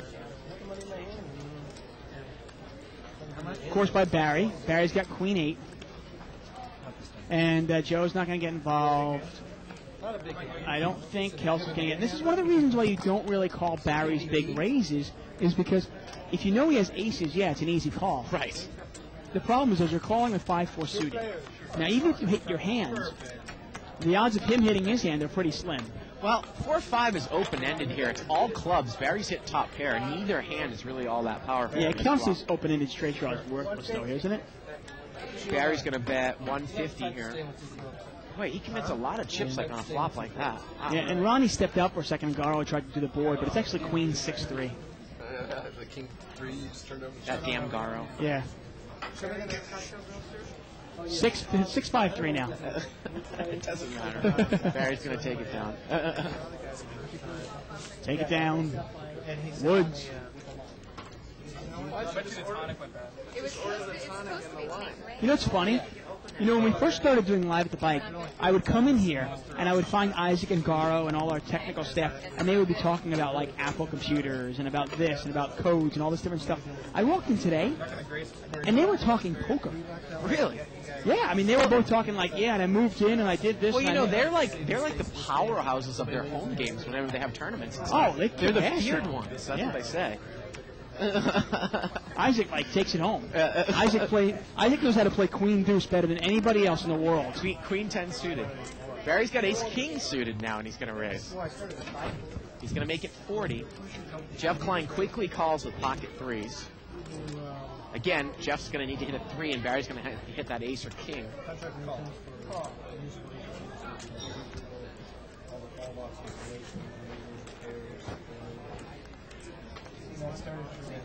Joe is in there with pocket 8s. Kelsey's in there with Jack 9 of hearts. Here we go to the flop. Well, there's the ace. 6-5. Barry's got the goods. So once again, if that flop could come out like Ace 6-3, you know, Right. Barry's going to lose a lot of money here. Ace 6-8. Let's make it 125. And Barry's going to bet 125. He's going to come out with a nice pot-sized bet here. And let's say you had pocket 5s here. How might you play it against Barry? Might you raise it right away, right? Right. I don't think Barry's going to go anywhere. Don't want to be on the show TV. No, you got to raise it up right away. Hope he has an ace, and if he does, he's going to pay you off the entire way. And most people would. I mean, Ace King's a pretty big hand here. He'll pay for the food instead. Kelsey is thinking of making a move here. He's got absolutely nothing.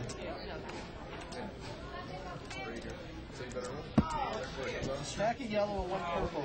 Now, I'm all for making moves against players that are aggressive, but I either want to have a little piece of the flop, I want to have a draw, I want to have some sort of escape hatch. You know, I was saying I was tooling around MySpace over the weekend, contacting all these people. Not that it's a big deal if someone's your friend, but we've got the circuit. We've got Scott Huff as our friend, Andy Block, Negranu. We have Genocide, Scotty Wynn, Phil So how Gordon, do these people, how do they become our Joseph friends? Asham, David Williams. You request that they're your friends, and they have to accept it. Oh, okay, that's cool. David Williams, Steve Daneman, The Grinder, Chris Ferguson, Z. Justin, Oh, Z. Justin, the notorious Z. Justin. Marcel Luce. 35. There you go. Okay. I mean, a lot of times people will just approve you, you know. But sometimes it's pretty cool. Yeah. I was going to stop at 45. Because I go so far as to say I have requested them as friends in my own personal profile, and a lot of them have not added me as a friend. So Oh, there you really? go. Okay. So Yeah. they are a little. There's some Right, discretion right, there. right. Okay. It's interesting. No, actually, Barry's got pocket fours here. Yeah, he had raised it up, takes it down. Do you have any hot girls? So I'm looking at these pictures and. There was a couple. Were they? Okay. Right before I did rearrange some of the friends, this chick here, she's like an affiliate, like an 18-year-old, you know, running with like all these internet poker sites and stuff. I got you. Let's take a look at the chip count. Yeah, almost. Wow, look, $8,500 on a 3 to 5 game. That's a lot of money. Yeah, that is a lot of money. 5 players over $1,000. Shirley almost at 1,000. And let's see how they're doing. Joe's still up 1,000. David's still up 900. Michael now up 250. Yeah, that big hand. And That's still the big loser. yeah, Gus is really the only real big loser today. This is one of those games where if you lose a couple $100 or win a couple $100, it's not a big swing. Obviously, anything more than 4 or 5, and it's King 10-4 here. Look at this chick, Tiffany. Tiffany. She looks like a New Yorker. C5's going to bet here with the nut flush draw. It's Kyle. Ace 7. He bets 30 right into Michael. That was going to be that was the last chip count of the night, and Kyle's going to take it down. That's a pretty cute chick, huh? Our Yeah, friend she's Tiffany. not. She's cute. Yeah, she's cute. Ah. So unless something crazy happens, looks like Joe is our big winner for the night. That's Chester on 2+2. Real impressive.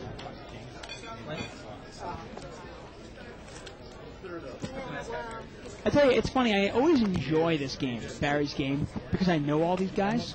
But it doesn't make for the most interesting poker, I must say. Yeah, but it's not been so bad, though. Well, no, it's not bad in the sense that it's just not. You don't really see any big fish out there. Right. You know, as much as we like to, rag on Barry, he's not a fish. He's obviously a pretty good poker player. And there's nobody really in this game where you're going, well, he's weak or he's weak. We've got a raise here by Joe in seat 1. He's got King Jack suited. I mean, sometimes you get stuck in a game like this where you got to really, you got to figure out how to outplay some decent players, and obviously you got to change your game. Michael's going to call here with Ace 9. You wouldn't play these guys the same way you might play against Dimitri or Alan or Mo for that matter. 9-5-5 here. Both players miss. Looks like Michael's actually going to come out and bet from up front. Well, actually, he's got the Ace 9. He gets top pair. And I think, Joe. Oh, wait a minute. Joe's going to call. Is Joe going to call here? And Joe calls or did Joe bet? I think it was a bet and a call by Joe. Wow. And now Joe picks up a spade draw. So let's see if he might represent. Yeah. And there you go. Joe's going to put the semi-bluff in here. He's going to bet 100. Remember, Michael bet with Ace 9. Joe called him. He's picked up a draw now, and now he's going to bet the turn. This is sometimes something that you might do. You might call the flop with a hand as weak as a backdoor spade draw. Now, see what Michael does on the turn. Now, Joe raised pre-flop? He did, and Michael called. So it's hard to put him on a 5. It really is. Although we've been seeing that he does raise some kind of odd hand. I mean, would he play aces like this on the flop? Or, he said we sometimes say it's dangerous to do kings like this because obviously an ace can fall. I mean, would he play jacks, queens, kings like this? Or would he raise right on the flop with those hands? You might actually call Michael on the flop with an overpair just to make sure he's not going to keep firing with a 5. Yeah? It's definitely a way to play it. And now when he checks to me, I might bet thinking jacks, queens, or kings are good here. What you thought it was doing? I had my birthday tattooed on my foot. Joe's got a big draw. He can catch a king, a jack, or a spade, and I think Michael's going to get away from it here. These are nice guys. They like me. My only 2 friends in the world. I mean, you just got to start thinking of what hand he would raise with pre-flop and then just call me on the flop and now bet. And like you said, he easily could have had aces or kings or queens. River was a 4. Ace 9 would have been good at showdown. I thought it was Got about 10 minutes left. And Shirley's telling him that it was a bad play to call the all-in with the opening stretch. I don't know if she realized the pot size. It's always hard, obviously. It's a lot easier for us. We're sitting here. We have all the information in front of us.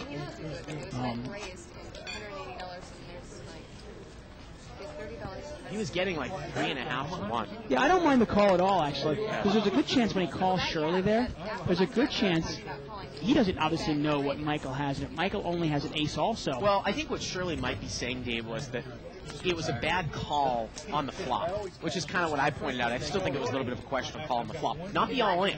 Not when the pot odds dictate him to call, but I'm talking about the bet and the raise by Shirley, and he continues to call the bet and the raise with 6-7 there. $180. Well, Right? I mean, that was my point, though. I was going to say, there's a good chance Michael only has an ace there, right? And if Michael only has an ace, he's probably just going to call, too, and you're getting 2-1 plus your dead money, and you've got an open-ended straight draw. Jeff is going to raise here with jacks. I mean, I'm not a big fan of going for straight draws if there's a 2 flush out there or the board is paired. But hey, if it's a rainbow out there, those straights are the ones, you talk to Kenneth James about it, straights, sets, flushes, that's where you make big money in no limit hold'em. So Gus brought it in for a raise, and Jeff is re-raised here. I think Shirley's point was that he only had $30 involved. He needed to call like another 150 or 180 on the flop. He didn't know how many cards. Plus, you've got Michael behind you who might move over the top, in which case he did. Right. That's the dangerous thing. You're almost hoping that she has ace king, he has ace queen, and he just calls with ace queen, and you see the turn for that price. I just thought the implied odds were enough because Shirley had about $1,000. Yeah. And Michael had, I want to say like $600 or $700, and I thought, wow, you know what? If he hits his hand, and Michael comes out and bets it, or Michael checks it, and Shirley bets again, you can really try to finagle that pot, and you might get paid off in 2 spots. You never know. I don't know. Sometimes I'll gamble a little bit more in no limit hold'em if I think the implied odds are really there. He's on fire right now. He's talking in his own.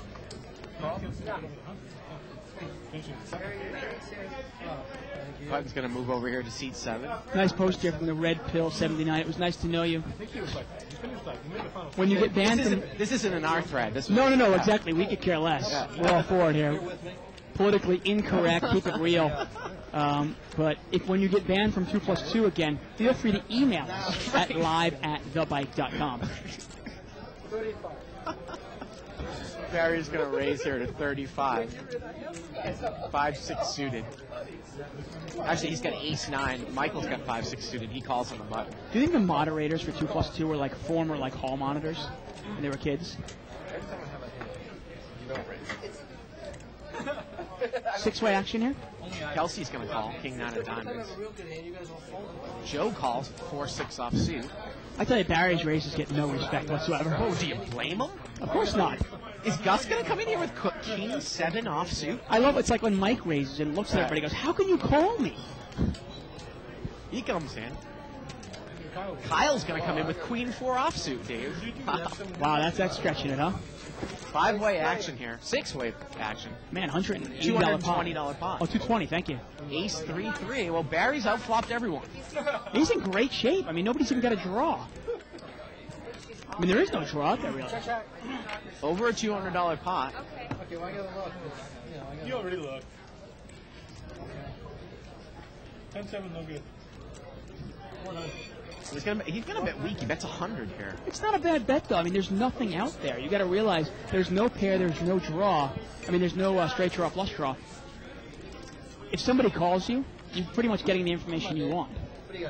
He's also in position. Come on, raise me. Pussy, and pussy. Barry takes it down. And he shows the 9. Well, pocket 9s would have been good there, too. Exactly. Yeah. And he probably would have bet the same 100 with pocket 9s.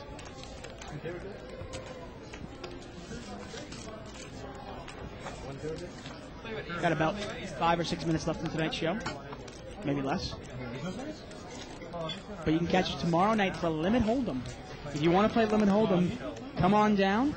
We'll try to get the game down by, say, 4 o'clock, 4:30. It'll either be 8-16 limit or 20-40 limit hold'em.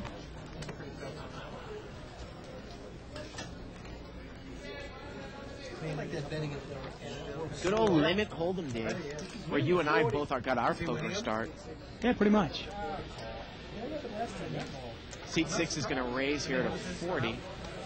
Barry Woods, again, he's got King-5 suited this time, and Michael's going to call him with pocket 7s. We got about 5 minutes left in the show.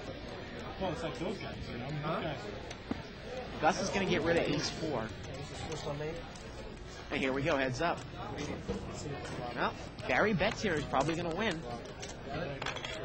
Although that's not a terrible flop, is it for sevens? And I guess it's not great. Well, Barry's going to check and Michael's going to bet. Oh, that'll make it even easier. Nice bet by Michael here. There have been times where Michael's played it too passive and kind of checked that behind. I like the bet. I still don't buy it. And you wonder if a lot of these players will play bigger games like Gus and Barry and Kelsey, for example. But you wonder if some of the other players are comfortable having that much money in front of them. What is that, a shark's tooth? Looks like it, yeah. Good call. I mean, Joe has really played a great game tonight. You're wondering, is Joe comfortable having $1,600, $1,700 in front of him? I'm not sure. Well, you wonder if Jay's comfortable having like $300 in front of him. I mean, he's had 200 and he hasn't played a hand all night. Yeah, he's really played it tight. Now, I think Jay can beat some of those regular games. I'm wondering if Jay can beat a game like this playing this tight and this passively. Because most of the players are paying attention and probably not going to give him too much action. Live straddle here by Shirley. She's got queen 10 offsuit here. Barry limps with pocket fours. Joe's going to fold. Now, would you raise here for Shirley? Maybe? I actually think Shirley limped in. Button's on seat 9, right? Yeah. Oh, okay. Ace, queen, 6. You're right. Live straddle's in seat 3, so Shirley limped in with the queen 10 offsuit. She's got the best hand. Now, I'm not a big fan of limping in early position with aces, but sometimes if you limp in with aces in early position, you can limp in with your hands like queen 10 or other hands like that because people are scared that you might have aces. Shirley bets 35 here. 45. I think that's going to be enough. Kelsey's got bottom pair, and she's going to take it down. By the way, a good way to combat, I'm going to throw something at you. If you ever suspect, if you're playing in a game, and you suspect that, let's say it's a straddle pot and somebody limps in first position, and you suspect they might be limping in with aces or kings, but you don't want to trap yourself. Sometimes a good way to make this play is, let's say 4 or 5 people have already called. Instead of just calling, sometimes you make it $25 or $30, and then you can see what the under the gun player does. If he just calls you, it's pretty clear they don't have aces or kings. But if they re-raise you, okay, well at least you got your information and you got it relatively cheap. This is going to be the last hand of the night here. Well, SP Surf and Michaels picked up ace king in seat 7. Joe is on the button here. Joe, the big winner for the night. And Michael's going to pop it up here to 40. Pretty straightforward. I don't know if anyone's going to give him any action either. Yeah, he's a pretty solid player, pretty tight. That's my problem. When I look at my hand, I can't play All you do is I get saturated now. Is that poker? Yeah. Barry's got queen 8. I don't know why. And I guess that's going to do it for us tonight. That's it, huh? All right, well, hope you all had fun with Barry Woods' home game. The guy thinks he owns this place sometimes. You know, it gets guys to bring him gin. I know. Yeah, brings his own game in to the table and such. Well, he's going to be back here Wednesday for a big game, which is, of course, 25-50 uncapped, no limit. Join us tomorrow night for Limit Hold'em. That's right, Limit Hold'em, either 8-16 or 20-40. So for Dave Tuckman and everybody here in the booth, I'm Bart Hanson. Good night, everybody, from Live at the Bike. 14-day cruise to the Caribbean. It's here. It's big. And it's closer than you think. It's not a tournament. It's what you don't see on TV. The cash is real. The stakes are high. They bet big. They win big. They lose big. High stakes live action poker.